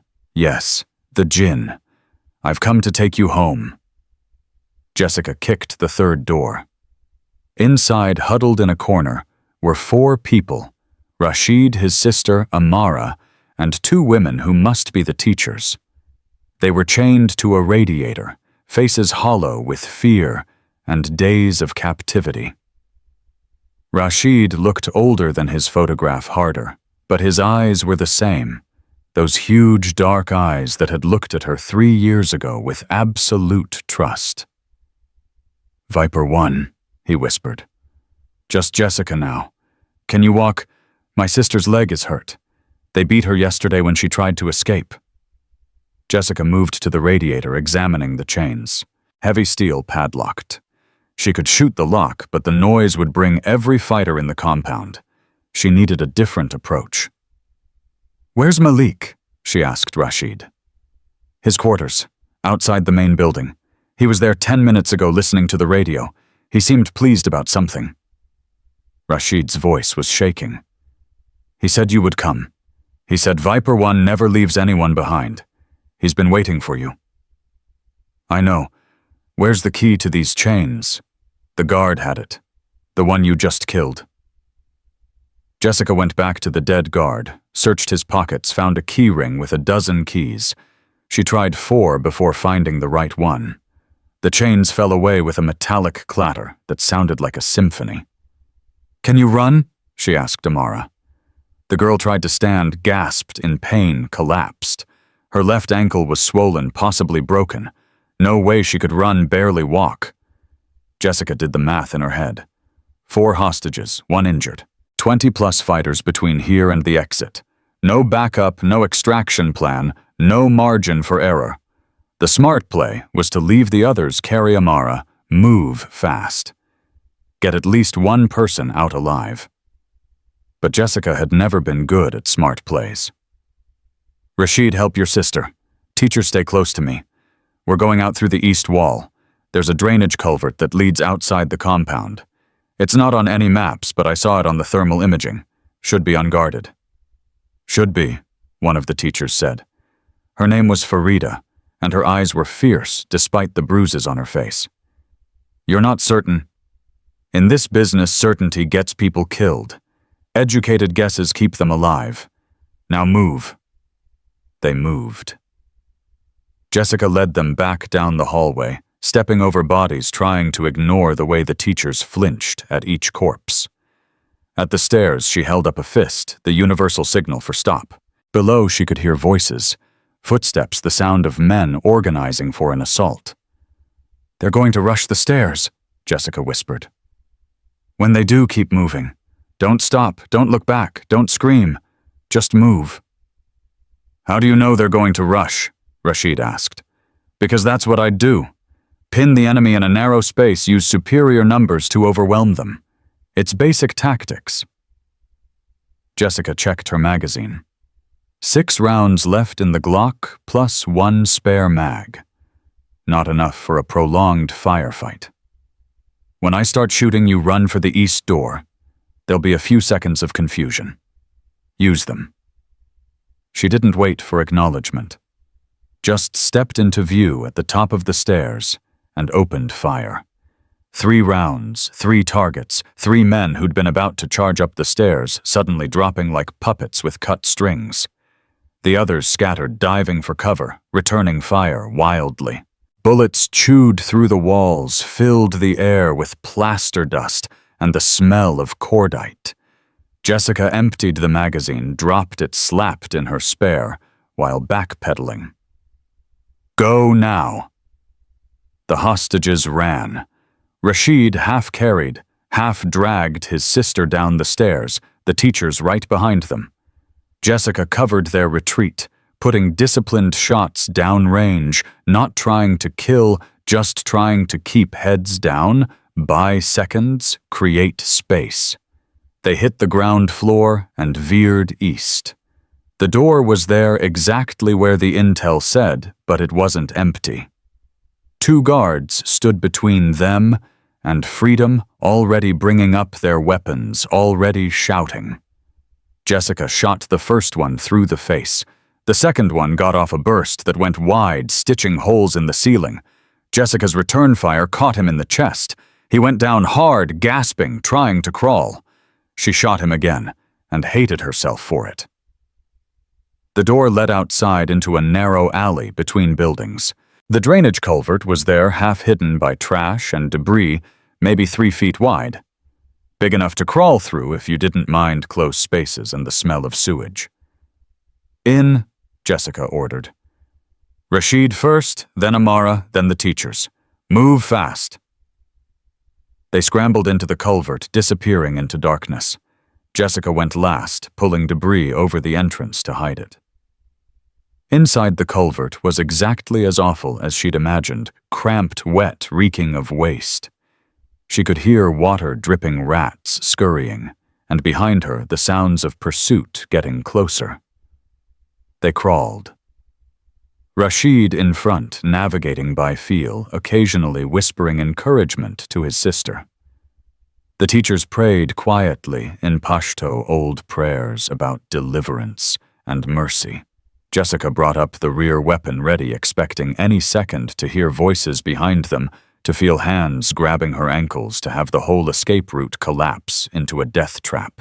But the seconds stretched into minutes, and nobody came. They emerged 100 yards outside the compound wall, blinking in the harsh sunlight, covered in filth, but alive. Jessica did a quick head count, 4 hostages, all breathing, all mobile enough to move.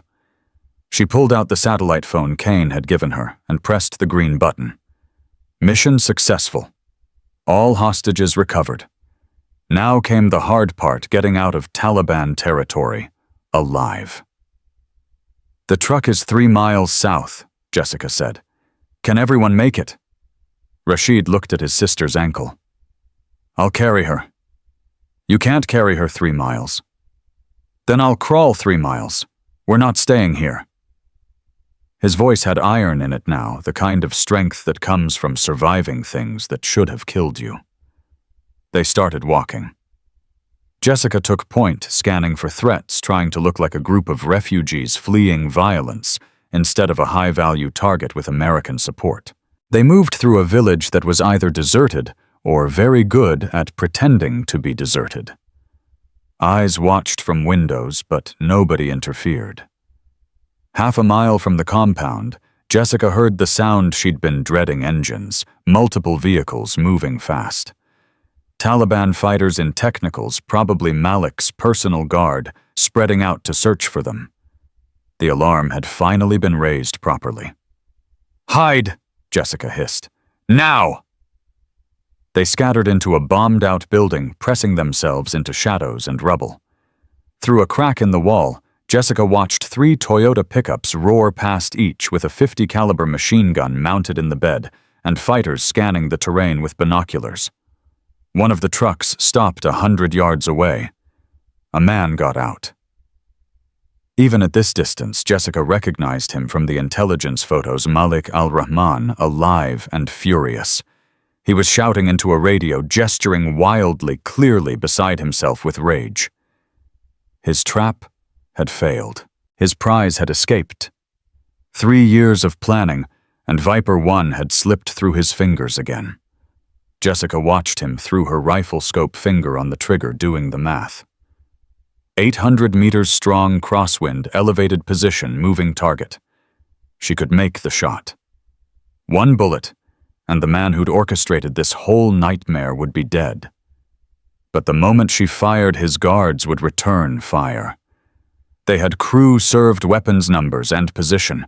She might kill Malik, but she'd get herself and the hostages killed in the process. So she watched him rage and did nothing. After 5 minutes, Malik got back in his truck, and the convoy moved on. Jessica let out a breath she didn't know she'd been holding. "Why didn't you shoot him?"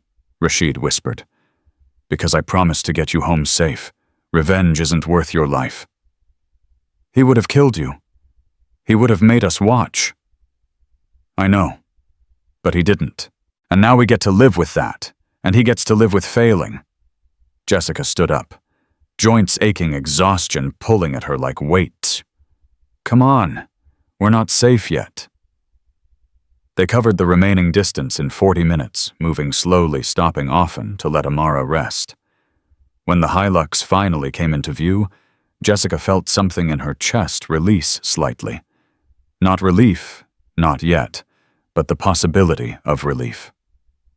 She got everyone loaded, cranked the engine, and started driving. Nobody spoke.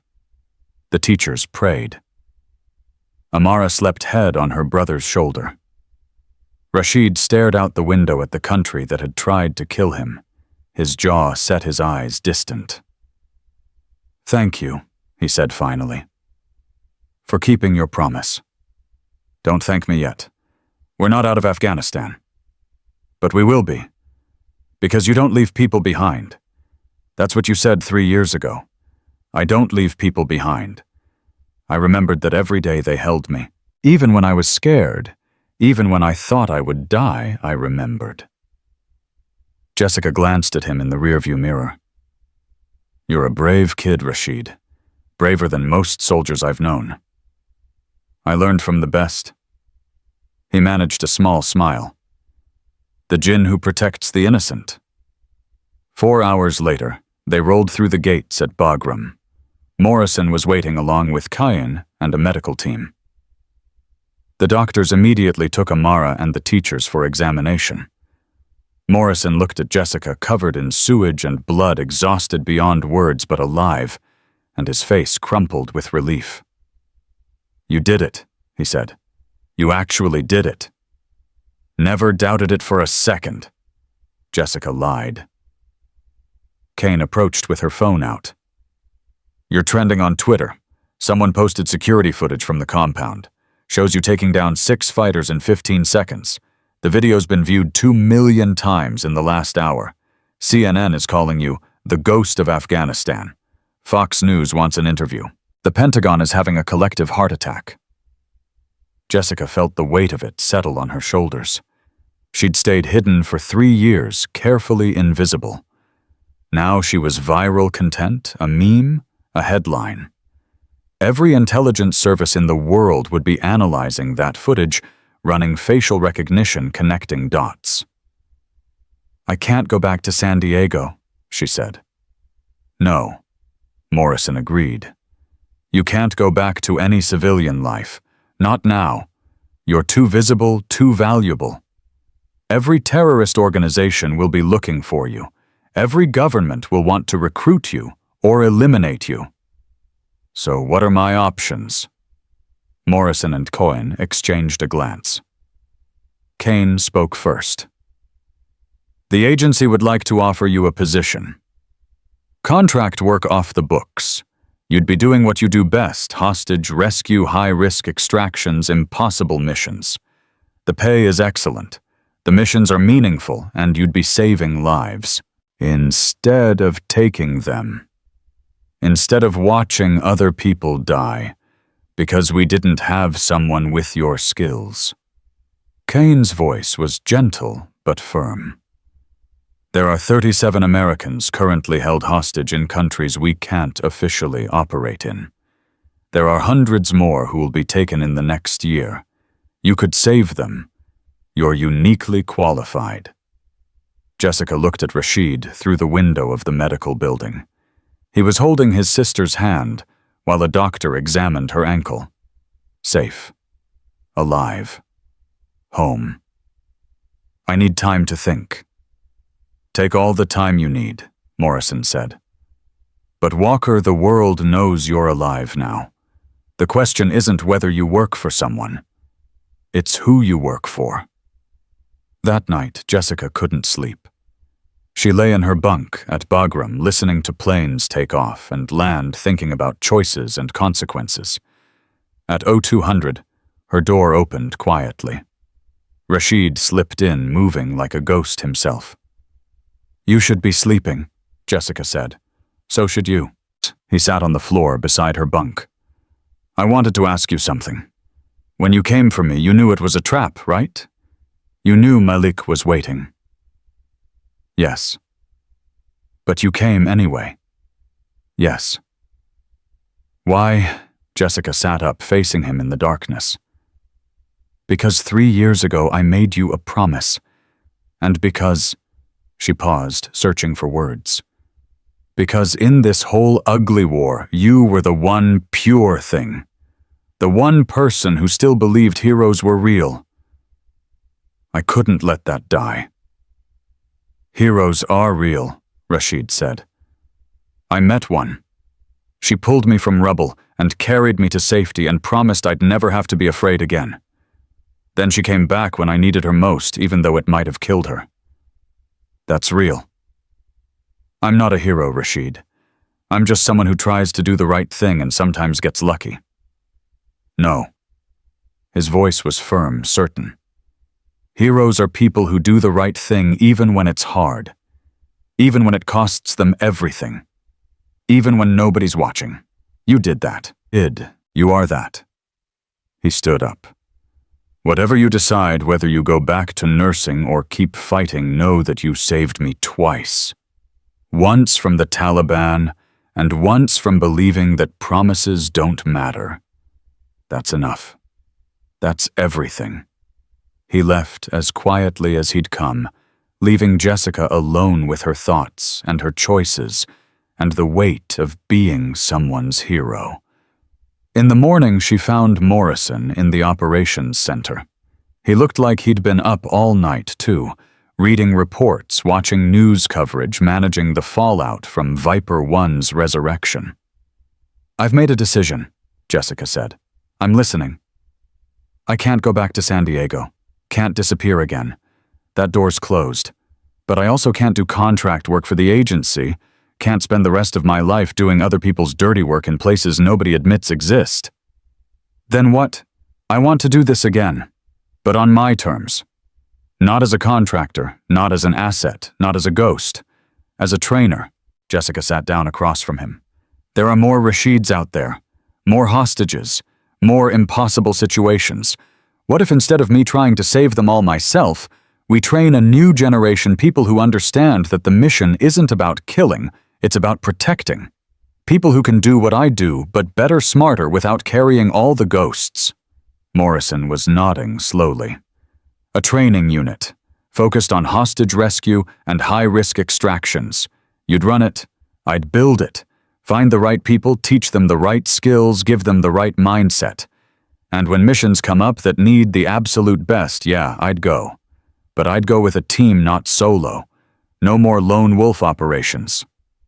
The Pentagon will never approve this. Too expensive, too specialized, too... The Pentagon doesn't have to approve it. Private funding. There are corporations with executives working in hostile territories. NGOs with people in danger zones. Families with loved ones held hostage who'll pay anything for someone who can bring them home. We fund it privately, operate independently, and coordinate with official channels when we can." Morrison leaned back, considering. "You're talking about starting a private hostage rescue organization. Do you have any idea how complicated that is? The legal issues alone? I don't care about complications. I care about the 17-year-old kid who's sitting in a room somewhere right now praying someone will come for him. I care about not being the only person in the world who can do this job. I care about—" Jessica's voice cracked slightly. "I care about making sure nobody has to become what I became. That there's another way." "When do you start?" Jessica smiled. "Already started. I've got my first recruit, assuming he's interested when he gets older. Smart, brave, loyal, and he already understands what the mission is really about. Rashid, in 5 years after college, if he still wants it, he's earned the right to choose. Morrison stood up, extended his hand. Then it's settled. I'll provide whatever support I can, contacts, resources, intel, when appropriate. Unofficially, of course. Jessica shook his hand. Of course. 3 weeks later, Jessica stood in a small office in Virginia, signing incorporation papers for a new organization. She'd named it Nightingale Protocol after Florence Nightingale, who'd proved that saving lives was just as important as taking them. That mercy was strength, not weakness. Rashid was there along with Amara and the teachers. They'd all been granted asylum, all received protection details, until the threat subsided. Rashid was enrolled in high school, Amara in physical therapy for her ankle. The teachers were working with refugee organizations helping other Afghans navigate the impossible maze of American immigration. You did this for us? Rashid asked, looking at the office, the equipment, the mission statement on the wall. I did this because of you, Jessica corrected. You reminded me why I became a soldier in the first place, not to kill enemies but to protect innocents. Somewhere along the way I forgot that. You helped me remember. Her phone buzzed. A text from Morrison First Mission Request just came in. American journalist held in Syria. Family is desperate. Interested. Jessica looked at Rashid, at his sister, at the future she was trying to build from the ashes of her past. Then she texted back, "Send me the details." Because heroes weren't born. They were made from promises kept from choices to stand when falling was easier, from the decision that one more life saved was worth whatever it cost. And Jessica, Walker, Viper, 1. The ghost of Afghanistan, the djinn who protects the innocent, had a lot more promises to keep. The journalist's name was David Chen, 32 years old, kidnapped 6 weeks ago while reporting on ISIS remnants in northern Syria. His family had received 3 ransom videos, each one showing him thinner, more beaten, more desperate. The State Department had officially declared negotiations at a standstill. Unofficially, they'd given up. Jessica read the file in her new office, while rain drummed against the windows. Chen had a wife, 2 daughters under 5 parents, who'd mortgaged their house trying to raise ransom money. He'd been doing important work, exposing war crimes, documenting atrocities, giving voice to people the world wanted to forget. Now he was just another statistic, another name on a list of journalists who'd learned that truth-telling could get you killed. "What do you think?" Morrison asked over the secure line. He'd sent the file at 0600, knowing Jessica would already be awake, already working. Some habits from the military never died. "I think it's been 6 weeks, which means he's either very valuable to them or already dead. I think the location is approximately 40 miles inside territory we have 0 official presence in. I think any rescue attempt will be technically illegal and diplomatically catastrophic if it goes wrong." Jessica paused. "I think we should do it anyway. The family can pay $50,000. That's everything they have. Tell them to keep their money. This one's pro bono." Jessica was already pulling up satellite imagery of the compound where Chen was supposedly being held. "I need 48 hours to plan another 24 to position assets. Can Chen survive that long?" "Unknown. Latest video was 3 days ago. He looked bad, Walker. Really bad. Then we move faster, 36 hours. I'll need a team, can't do this one solo. Do we have anyone cleared for Nightingale Protocol operations?" "I've got 3 names. All former special operations, all with hostage rescue experience, all willing to work outside official channels." Morrison's voice carried a note of caution. "But Walker, you need to understand this isn't Afghanistan. You won't have air support. You won't have QRF backup. You won't have anything except what you bring with you. If this goes sideways, the US government will deny you exist. You'll be on your own." "Story of my life," Jessica said. "Send me the team roster." The 3 names came through within minutes.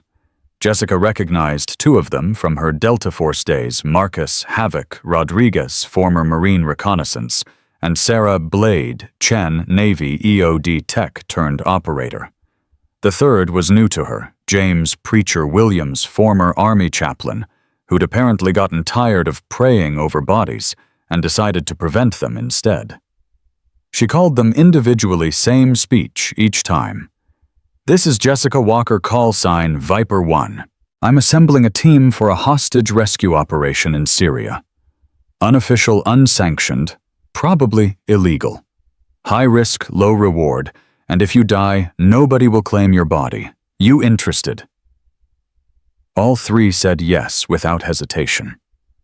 That was the thing about operators, they didn't need long explanations or motivational speeches.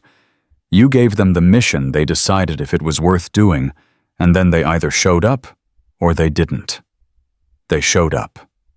The team assembled in a safe house outside Ankara 36 hours later.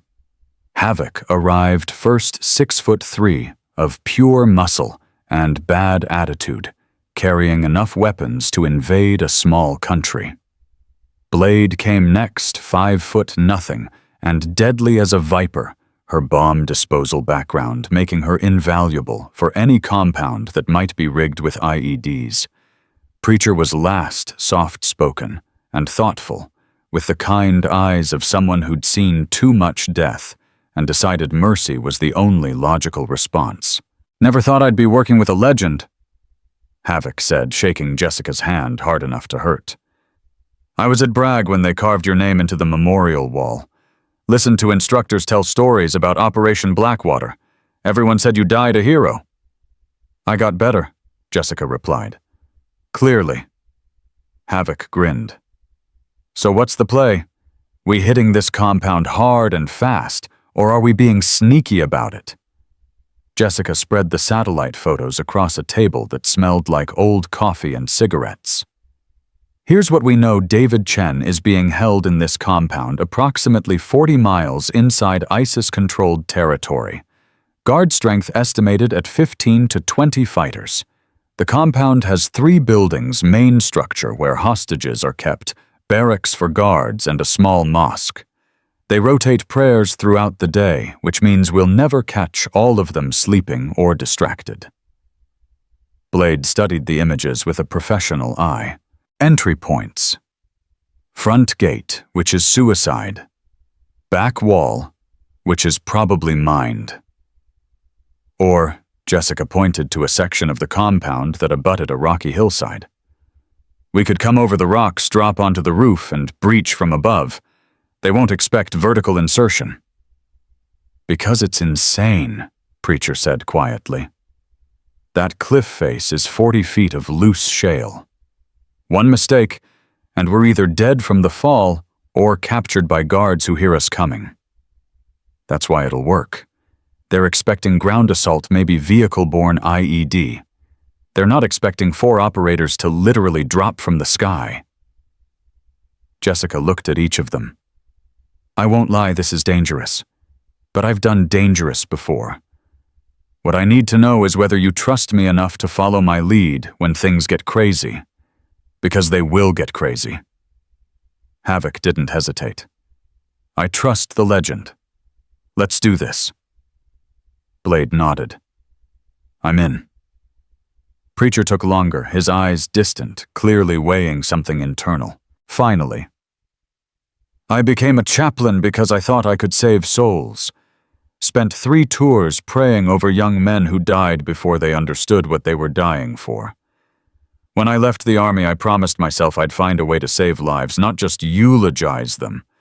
This is that way. I'm in." "Good." Jessica felt something shift in her chest. The weight of responsibility, the burden of leadership. The knowledge that these 3 people were trusting her with their lives. "We move at Euro 200 tomorrow.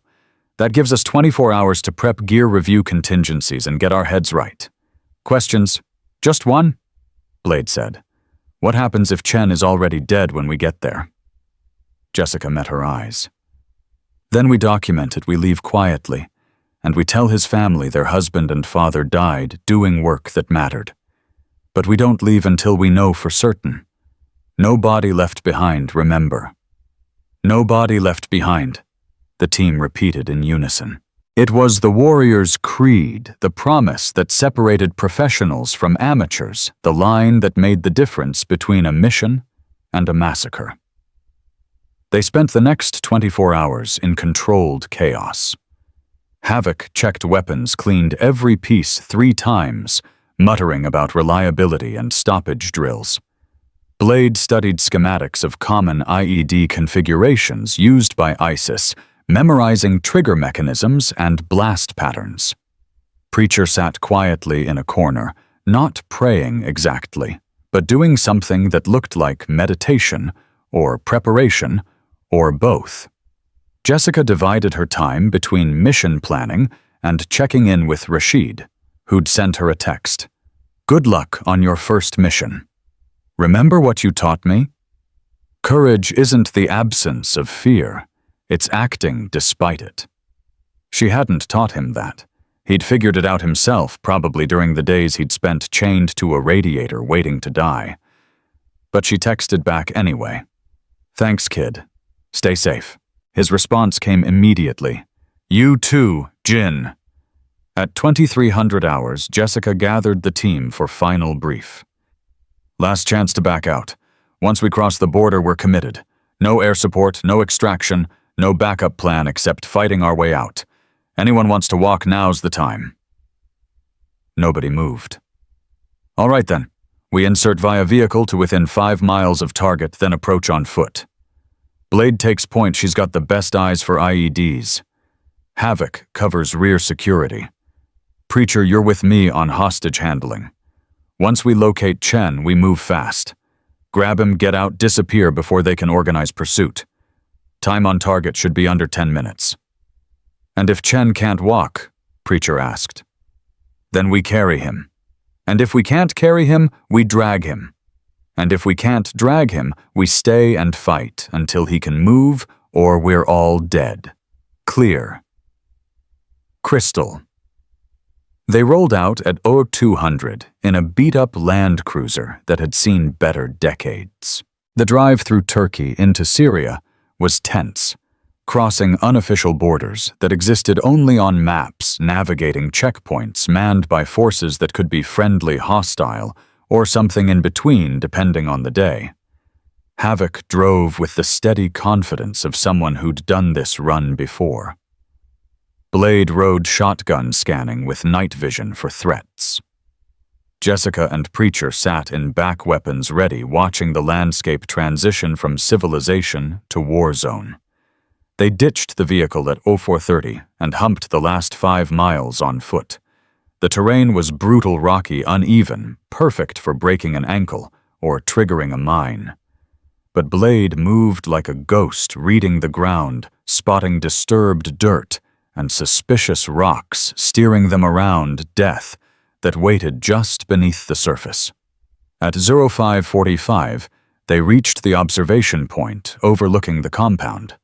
Jessica glassed it with thermal optics, counting heat signatures, mapping patrol patterns, looking for weaknesses. I count 18 fighters, she whispered. 3 on the roof, 2 at the gate, the rest inside various buildings. Rotation every 2 hours, which means we've got, she checked her watch, 40 minutes until the next shift change. Chen? Blade asked. Main building, 2nd floor. Single heat signature, not moving much. Either sleeping or too weak to move. Jessica lowered the optics. We need to make entry before the shift change. Once they rotate, we lose our window. They moved fast, covering the last 200 meters in 15 minutes, reaching the base of the rocky hillside. The climb was exactly as bad as Preacher had predicted, loose shale, uncertain handholds, every movement generating small avalanches of stone that sounded like thunder in the pre-dawn silence. Halfway up, Havoc's foot slipped. He caught himself, but a fist-sized rock broke loose and tumbled down the cliff face, hitting the ground with a crack that echoed like a gunshot. Everyone froze. On the roof, one of the guards turned toward the noise, raising his weapon, peering into the darkness. Jessica held her breath weapon aimed at his center mass finger on the trigger, ready to drop him and compromise the entire mission if he spotted them. The guard stared for 30 seconds that felt like 30 hours. Then he shrugged, said something to his partner, and went back to scanning the road approach. They started climbing again. At 06:15, they reached the roof level and pulled themselves over the edge one by one. The 3 guards were clustered at the far end, drinking tea, complaining about the cold, completely unaware that death had just arrived behind them. Jessica made a decision. Silent approach, simultaneous takedown. She signaled to Havoc, and Blade pointed at the 2 guards on the left, then herself and Preacher toward the guard on the right. Count down from 3 with her fingers. 3, 2, 1. They moved as one organism crossing 20 feet of roof in absolute silence. Jessica's knife found the first guard's throat before he could scream. Havoc and Blade dropped their targets simultaneously, easing bodies down without noise. 3 down. 15 to go.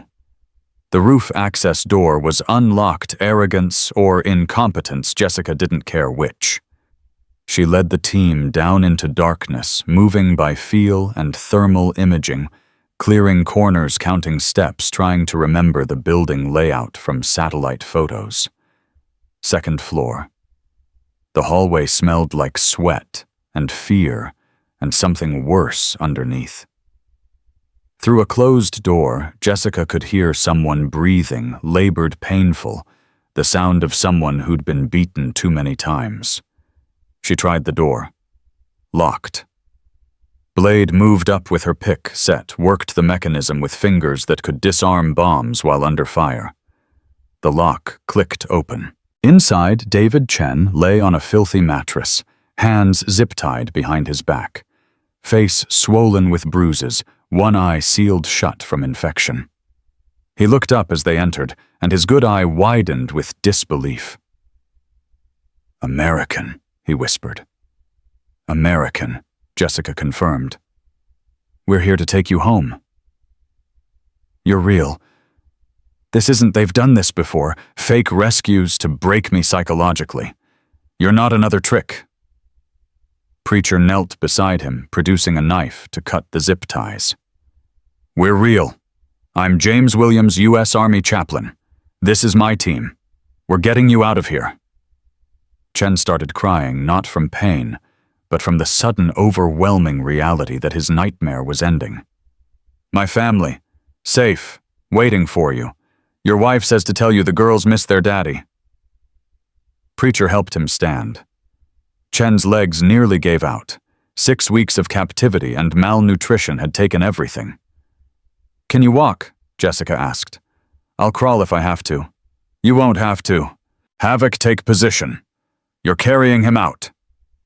Havoc slung his weapon and lifted Chen in a fireman's carry, like he weighed nothing. Chen gasped, but didn't cry out. They made it 3 steps before the alarm sounded. Someone had found the bodies on the roof. Someone else was shouting orders. The entire compound erupted with the sound of men grabbing weapons boots on stairs, radios crackling. "Plan B," Jessica said calmly. "We fight our way out. Blade clear the stairs, Preacher cover our 6, Havoc protect Chen at all costs. I'll take point. Move." They hit the stairs running. Blade tossed a flashbang down into the 1st floor hallway, the explosion buying them seconds of confusion. Jessica followed through the smoke weapon up, firing at anything that moved. 2 fighters went down. A 3rd raised his rifle. Jessica shot him through the hand, then the chest, as he dropped his weapon. The front door was 20 feet away. Between them and freedom stood 6 more fighters, all armed, all converging. "Grenade!" Blade shouted, and they all hit the deck as an explosion tore through the wall, above them, showering them with debris, but miraculously not killing anyone. Jessica came up firing, dropping 2 fighters.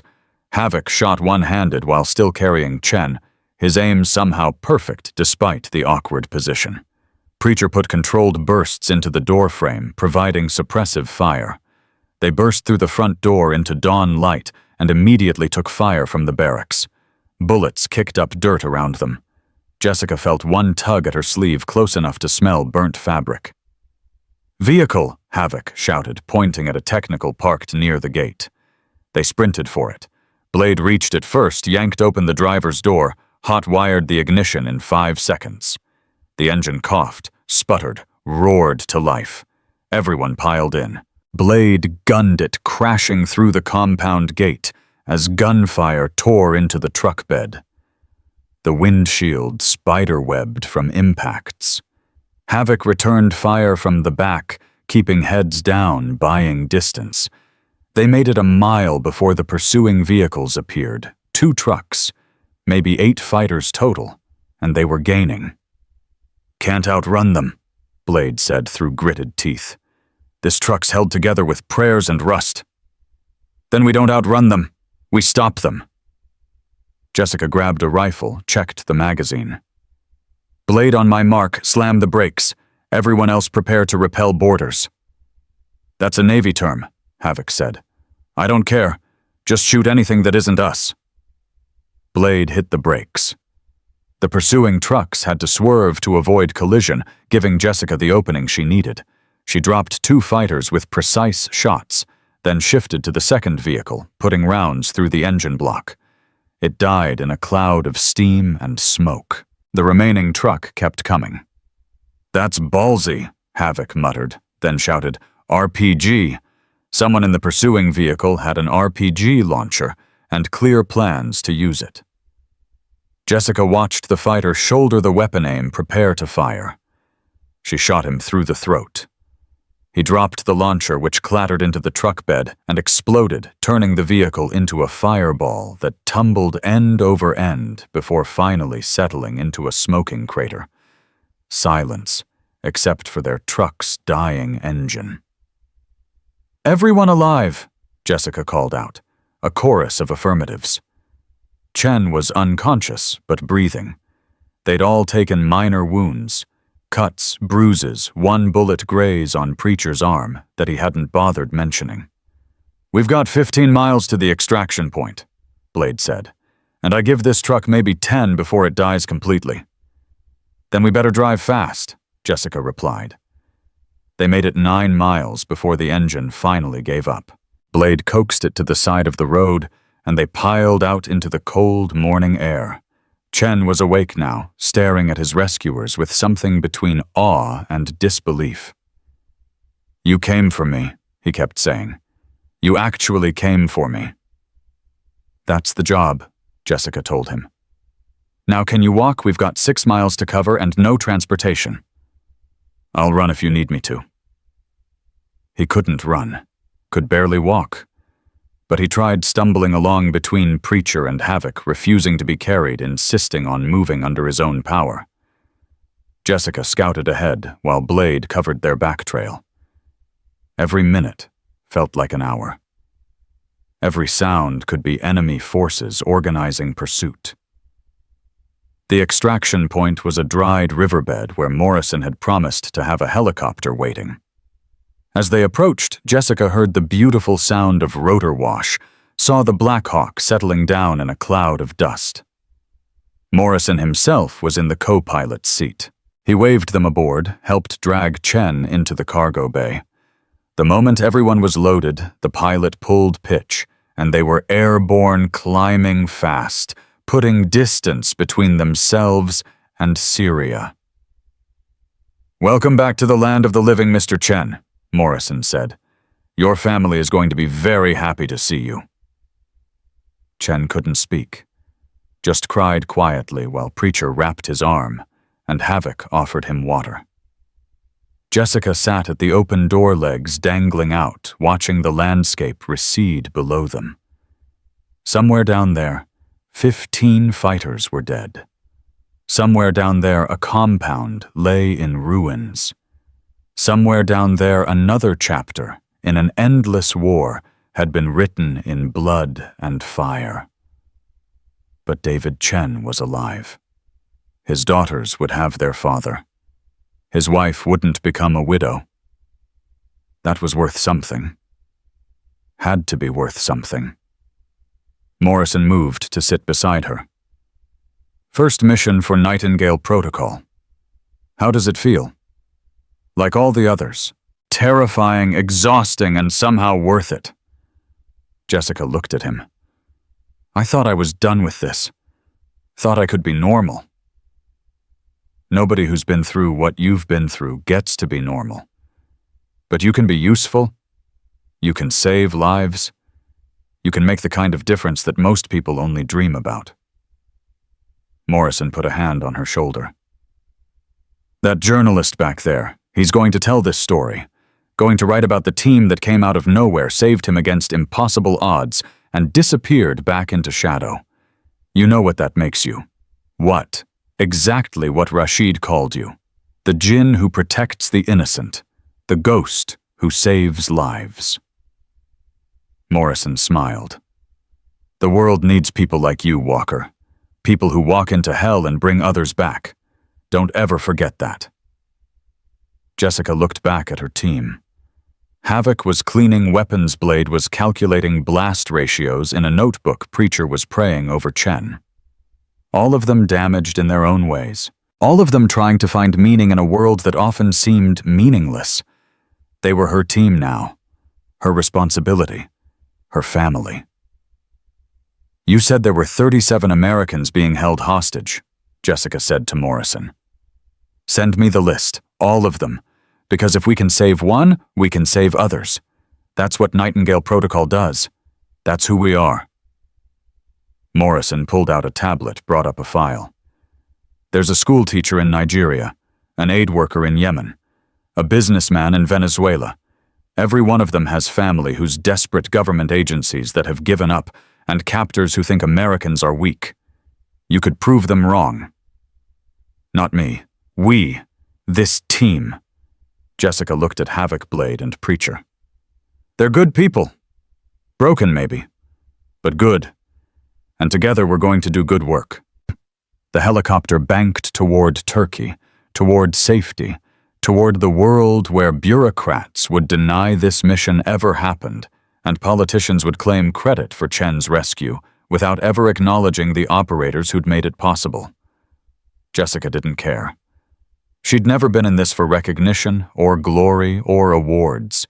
She'd been in it because someone had to stand between the monsters and the innocent. Someone had to walk into darkness so others could stay in the light. 36 hostages to go. 36 families waiting for miracles. 36 impossible missions that would test everything she'd learned, everything she'd survived, everything she'd become. But for now, for this moment, David Chen was safe. His daughters would grow up with a father. His wife wouldn't bury an empty coffin. One life saved. One promise kept. That was enough for today. Tomorrow, they'd save another. The call came 3 weeks later at 0400, which meant it was bad. Nobody called at 0400 with good news. Jessica answered on the first ring. Walker. It's Morrison. We have a situation. Multiple American hostages, a medical team, 6 people total, grabbed from a refugee camp in South Sudan.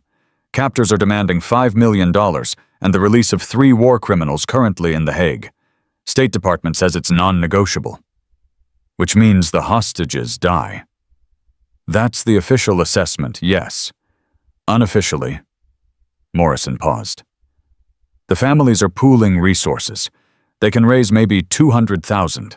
It's not enough for ransom, but it might be enough to fund a rescue operation. Jessica was already out of bed, pulling on clothes, her mind shifting into operational mode. How long since the snatch? 18 hours. They're being moved to a compound near the border with Uganda. Intel says it's fortified, surrounded by child soldiers, and the commander is a former Sudanese army officer with counterinsurgency training. He knows Americans will try something. He's ready for it. Child soldiers. Jessica felt her stomach tighten. That complicated everything. You couldn't treat kids the same as adult fighters, but kids with rifles could kill you just as dead. What's the age range? Youngest is maybe 10. Oldest is 16. About 30 of them guarding the compound, all armed with AKs, all indoctrinated to believe Americans are demons who eat children. Morrison's voice was heavy. Walker, I'm not going to sugarcoat this. This is the worst mission profile I've seen in 20 years. If you say no, nobody will blame you. Jessica thought about Rashid at 8 years old, small and terrified and trusting. Thought about what would have happened if she'd decided he wasn't worth the risk. Thought about 6 medical workers who'd gone to South Sudan to save lives now facing execution because they dared to help people nobody else cared about. I'm in. Assemble the team. We roll in 12 hours. The Havoc, Blade, and Preacher arrived at the safe house by 00800, along with a new face. A woman in her late 20s with the hardened look of someone who'd seen combat up close and personal. Morrison introduced her. This is Lieutenant Maya Okonkwo, former Nigerian Army Special Forces. She's got experience with child soldier situations, speaks multiple local dialects, and has operated in South Sudan before. I thought she might be useful. Maya stepped forward, extending her hand to Jessica. Her grip was firm, confident. I heard about Operation Blackwater, about what you did in Afghanistan. I also heard you're building something new, a team that actually gives a damn about saving people instead of just killing enemies. If that's true, I want in. It's true. But this mission is volunteer only. Child soldiers change the equation. We can't treat them like adult combatants, which means we're fighting with both hands tied behind our backs. You understand that? I understand. I also understand that those medical workers have 48 hours before they're executed on camera. I understand that 6 families are about to lose people they love. And I understand that sometimes the only thing standing between justice and cruelty is someone willing to do the hard thing. Maya's eyes were steady. I'm willing. Are you? Jessica liked her immediately. Welcome to Nightingale Protocol. Hope you survived the orientation. The team spent the next 6 hours planning. The compound was in the middle of nowhere, surrounded by jungle and mines, accessible only by a single dirt road that was certainly watched. Frontal assault was suicide. Stealth insertion was nearly impossible, with 30 pairs of young eyes scanning for threats. We need a distraction, Blade said, studying the satellite photos. Something big enough to pull guards away from the hostages, but not so big it triggers an execution. What about a medical emergency? Preacher suggested. These kids are malnourished, probably have malaria, definitely have parasites. What if one of them got seriously ill? They'd have to divert resources to deal with it. Maya shook her head. The commander won't care. Child soldiers are expendable to people like him. One dies, he recruits another. We need something that threatens him personally. Jessica stared at the photos, turning the problem over in her mind. Child soldiers meant you couldn't go in guns blazing. But it also meant the guards were young, inexperienced, susceptible to psychological operations. What scared a child? What made a 10-year-old abandon his post? Ghosts, she said suddenly. We convince them the compound is haunted. The demons are coming for them. Children believe in supernatural threats more readily than adults. If we can spook them badly enough, create enough chaos and fear, they'll break formation. That gives us the opening we need. Havoc looked skeptical. You want to run a psyops campaign against kids? How exactly do we pull that off? Smoke grenades to create fog, thermal imagery to make us look inhuman, audio equipment playing distorted voices in local dialects, warnings, threats, prophecies of doom. We hit them at 0300 when human psychology is most vulnerable, when even trained soldiers start seeing shadows. These kids aren't trained. They're traumatized, drugged, barely holding on to reality as it is. We push them over the edge. That's, Blade paused, actually brilliant. Terrifying, but brilliant. We're not fighting them. We're scaring them into running away. Exactly. No child casualties if we can help it. We save the hostages, we let the kids live, and maybe some of them escape their captors in the confusion. Everyone wins except the commander. Maya was nodding slowly. It could work. In Nigerian operations, I saw entire units of child soldiers break and run when they thought they were facing juju magic. These kids have been told stories their whole lives about spirits and demons. We use that against their captors.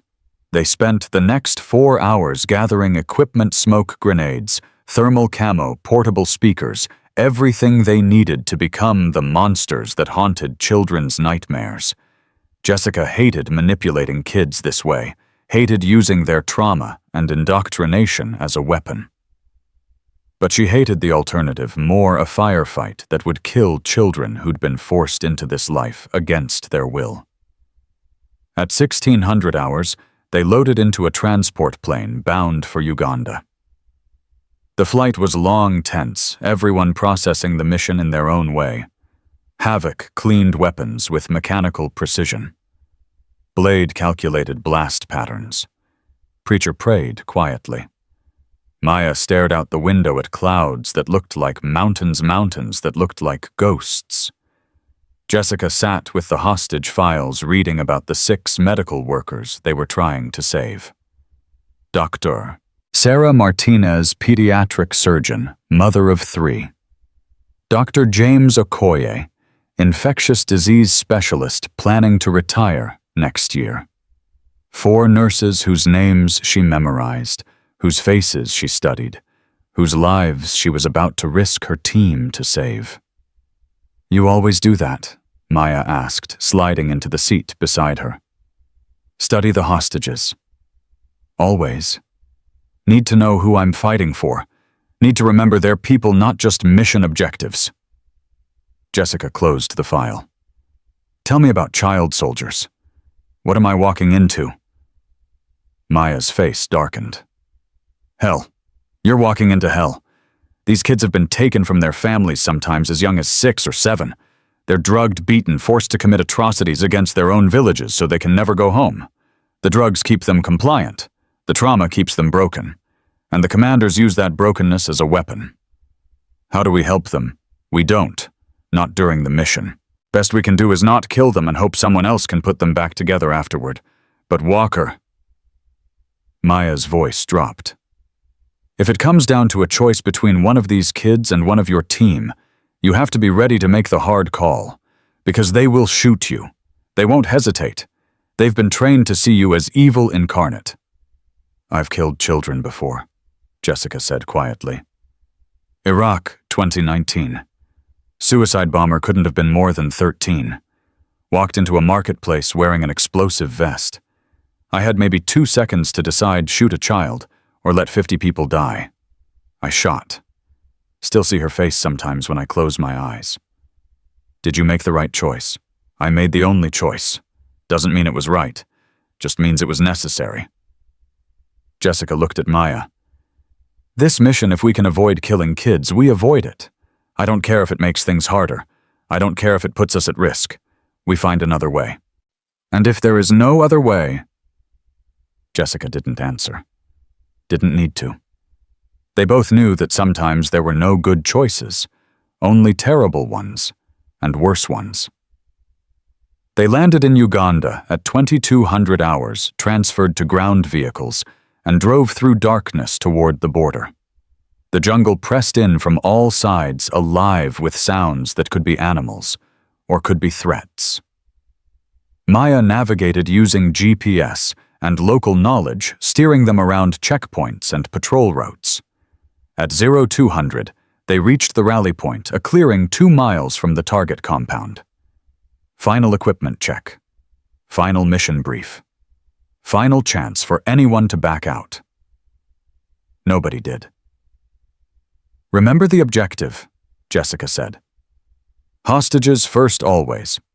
We move as ghosts, we terrify the guards, we extract the medical team, and we disappear. Rules of engagement: no child casualties if avoidable.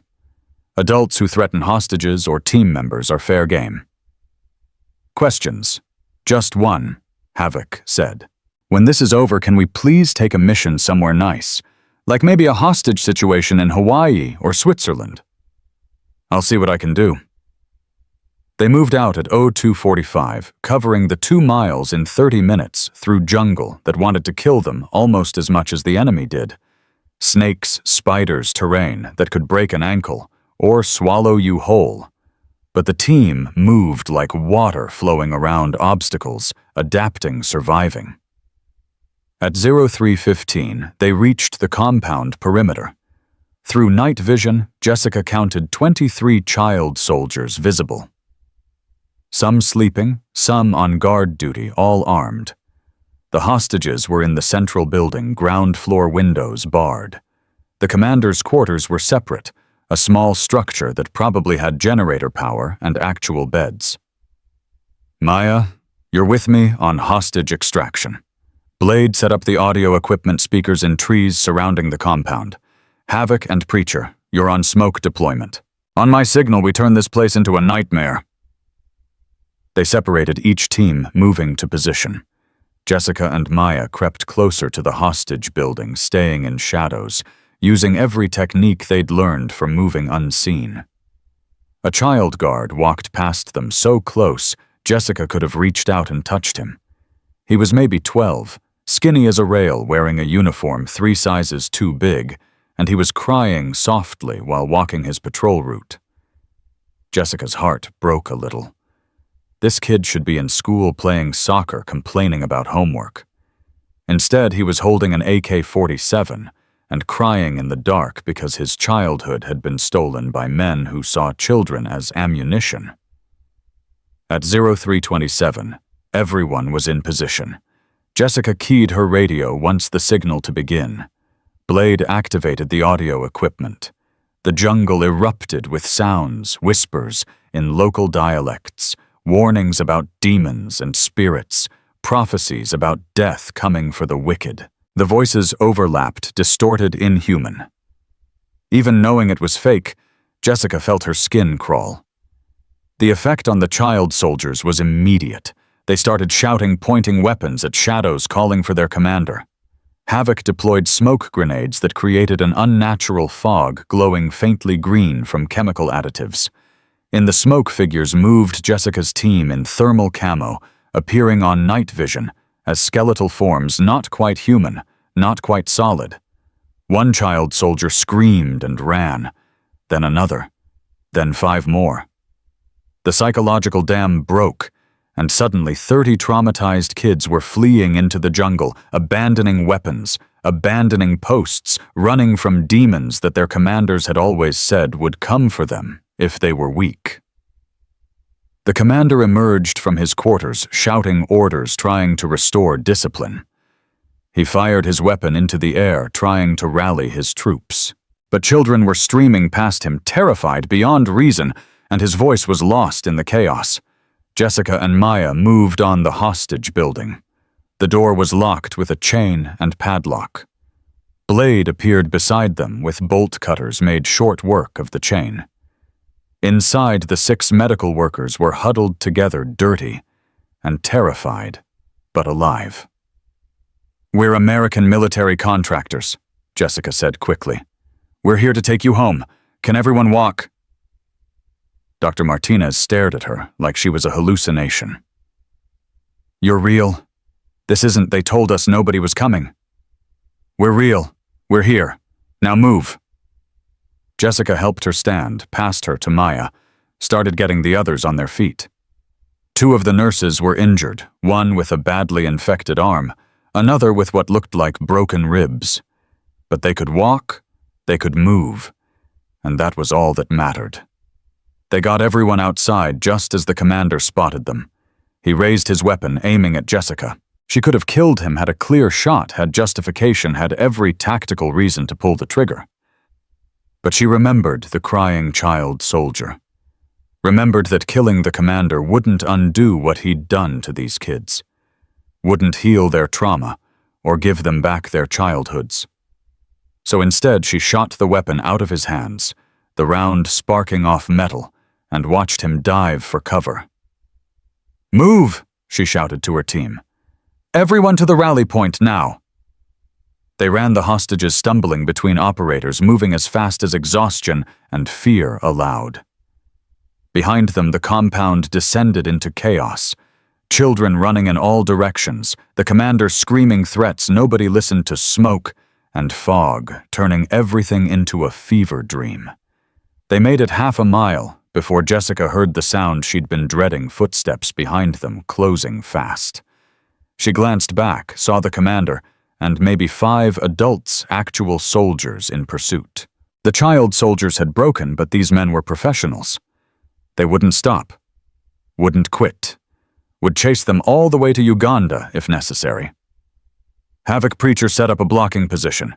Buy us 5 minutes. Jessica kept the hostages moving while 2 of her team peeled off to deal with the pursuit. Gunfire erupted behind them. Single shots controlled bursts, the sound of professionals engaging professionals. Jessica trusted her team, trusted their training, but she hated leaving anyone behind, even for 5 minutes. At the rally point, the extraction vehicles were waiting 2 land cruisers with Ugandan drivers who'd been paid enough to risk their lives helping Americans. Jessica loaded the hostages, did a head count, came up 1 short. "Where's Dr. Okoye?"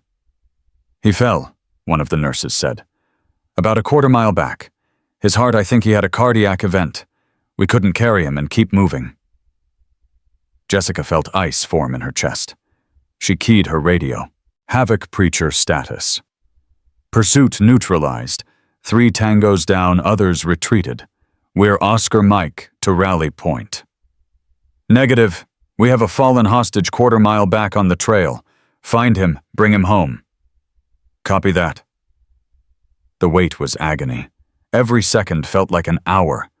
The hostages sat in the vehicles exhausted and traumatized. Maya kept watch, weapon ready. Blade monitored radio traffic for signs of enemy reinforcement. At 0402, Havoc's voice crackled over the radio. "We have him. He's alive but unconscious. Possible MI. Preacher's doing CPR. ETA to rally point 3 minutes." They arrived in 2 minutes, Preacher performing chest compressions on Dr. Okoye, while Havoc carried them both. Dr. Martinez immediately took over her surgeon hands, moving with practiced precision, checking vitals, maintaining compressions. "He's coding. I need an AED. Tell me someone brought an AED." Blade produced one from her medical kit. Dara. Martinez attached the pads, hit the button, watched Dr. Okoye's body convulse with electricity. Nothing. She hit it again. Nothing. A 3rd time. Dr. Okoye gasped, coughed, opened his eyes. "Welcome back," Dr. Martinez said, tears streaming down her face. "You scared the hell out of us." They loaded everyone and drove. Crossed the border into Uganda as the sun rose, painting the sky in colors that would have been beautiful if anyone had been in a mood to appreciate them. By 0800, they were at a private airfield. By 900, they were airborne, flying toward safety, toward home, toward a world where these 6 people could return to their families and their lives. Dr. Martinez sought out Jessica during the flight. "Thank you. I don't know how to thank you properly. We all thought we were going to die. They showed us videos of other hostages being executed. They told us nobody cared about aid workers, that America had forgotten us." America might have forgotten. We didn't. Jessica looked at the 6 medical workers, all of them bruised and traumatized, but alive. "You went to South Sudan to save lives. Seemed only fair someone returned the favor.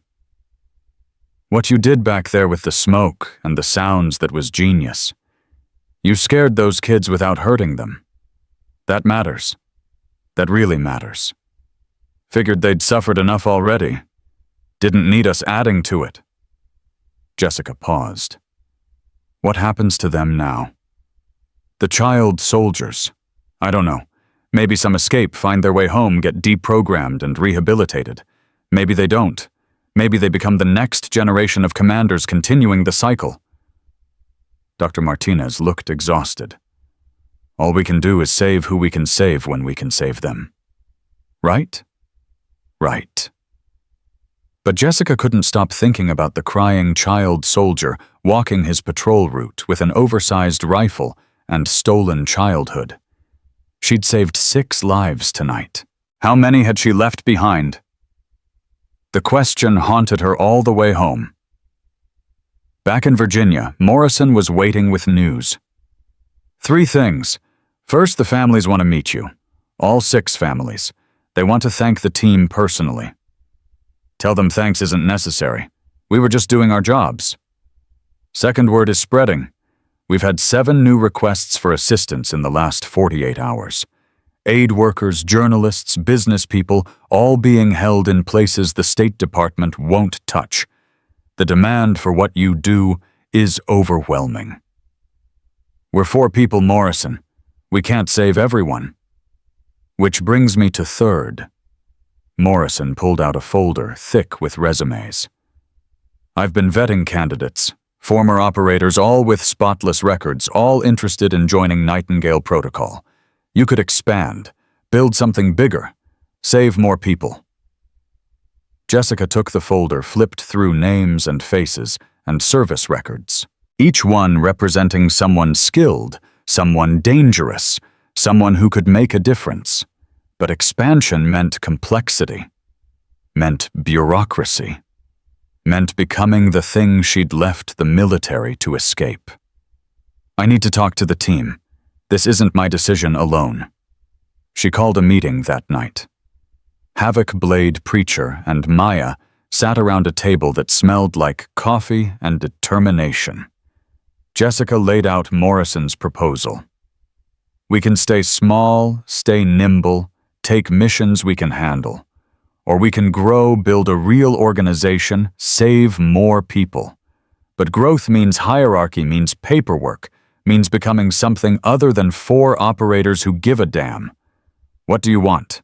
Havoc spoke first. I joined because I was tired of bureaucracy, tired of politics deciding which missions mattered. I want to keep it simple. Bad guys grab innocent people, we go get them back. The moment we start having organizational charts and mission review boards, we become them. I disagree, Blade said. We could save twice as many people with 8 operators instead of 4, 3 times as many with 12. How many hostages die while we're on one mission because we didn't have the personnel to take another?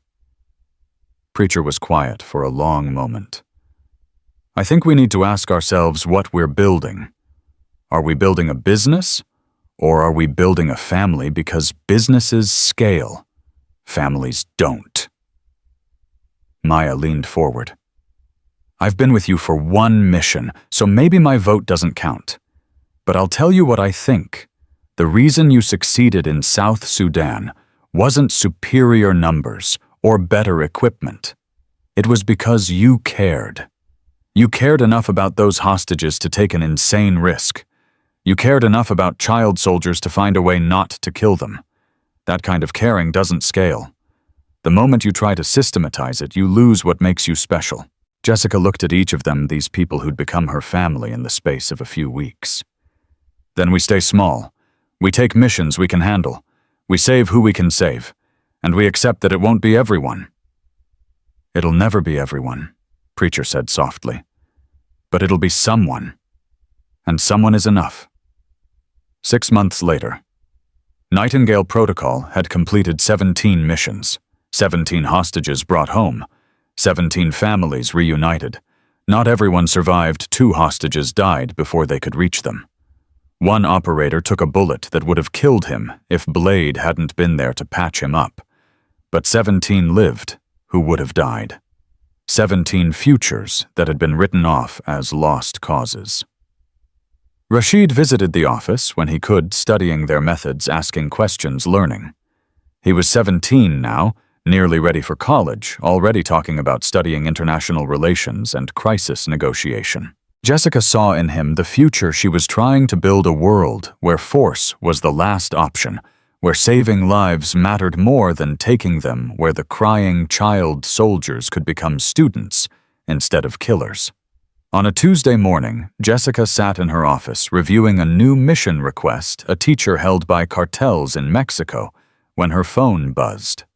A text from an unknown number. "You don't know me, but you saved my father, Dr. Okoye.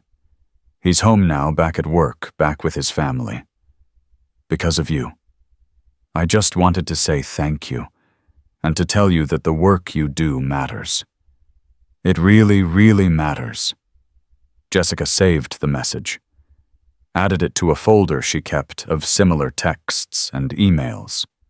On days when the missions went wrong, when hostages died, when the weight of all the people she couldn't save threatened to crush her, she read these messages, reminded herself of the lives that continued because she'd chosen to act instead of accept. The phone rang. Morrison again. Another mission, another impossible situation, another chance to do something that mattered. "Walker here. We have an American student, 22 years old, grabbed in Pakistan. Family has nothing.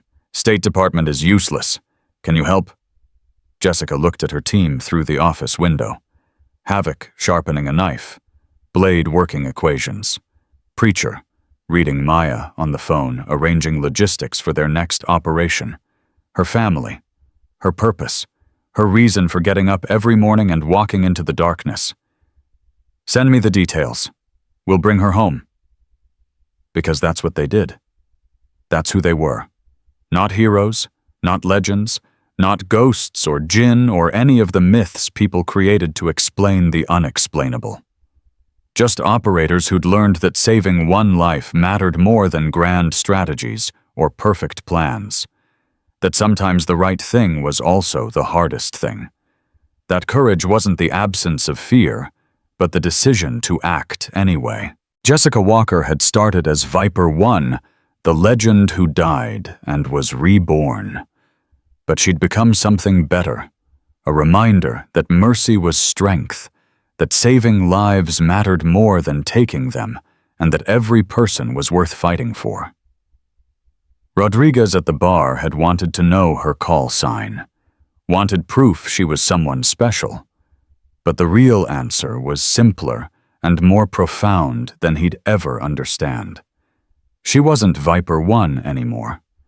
She was Jessica Walker, and she saved people. That was enough.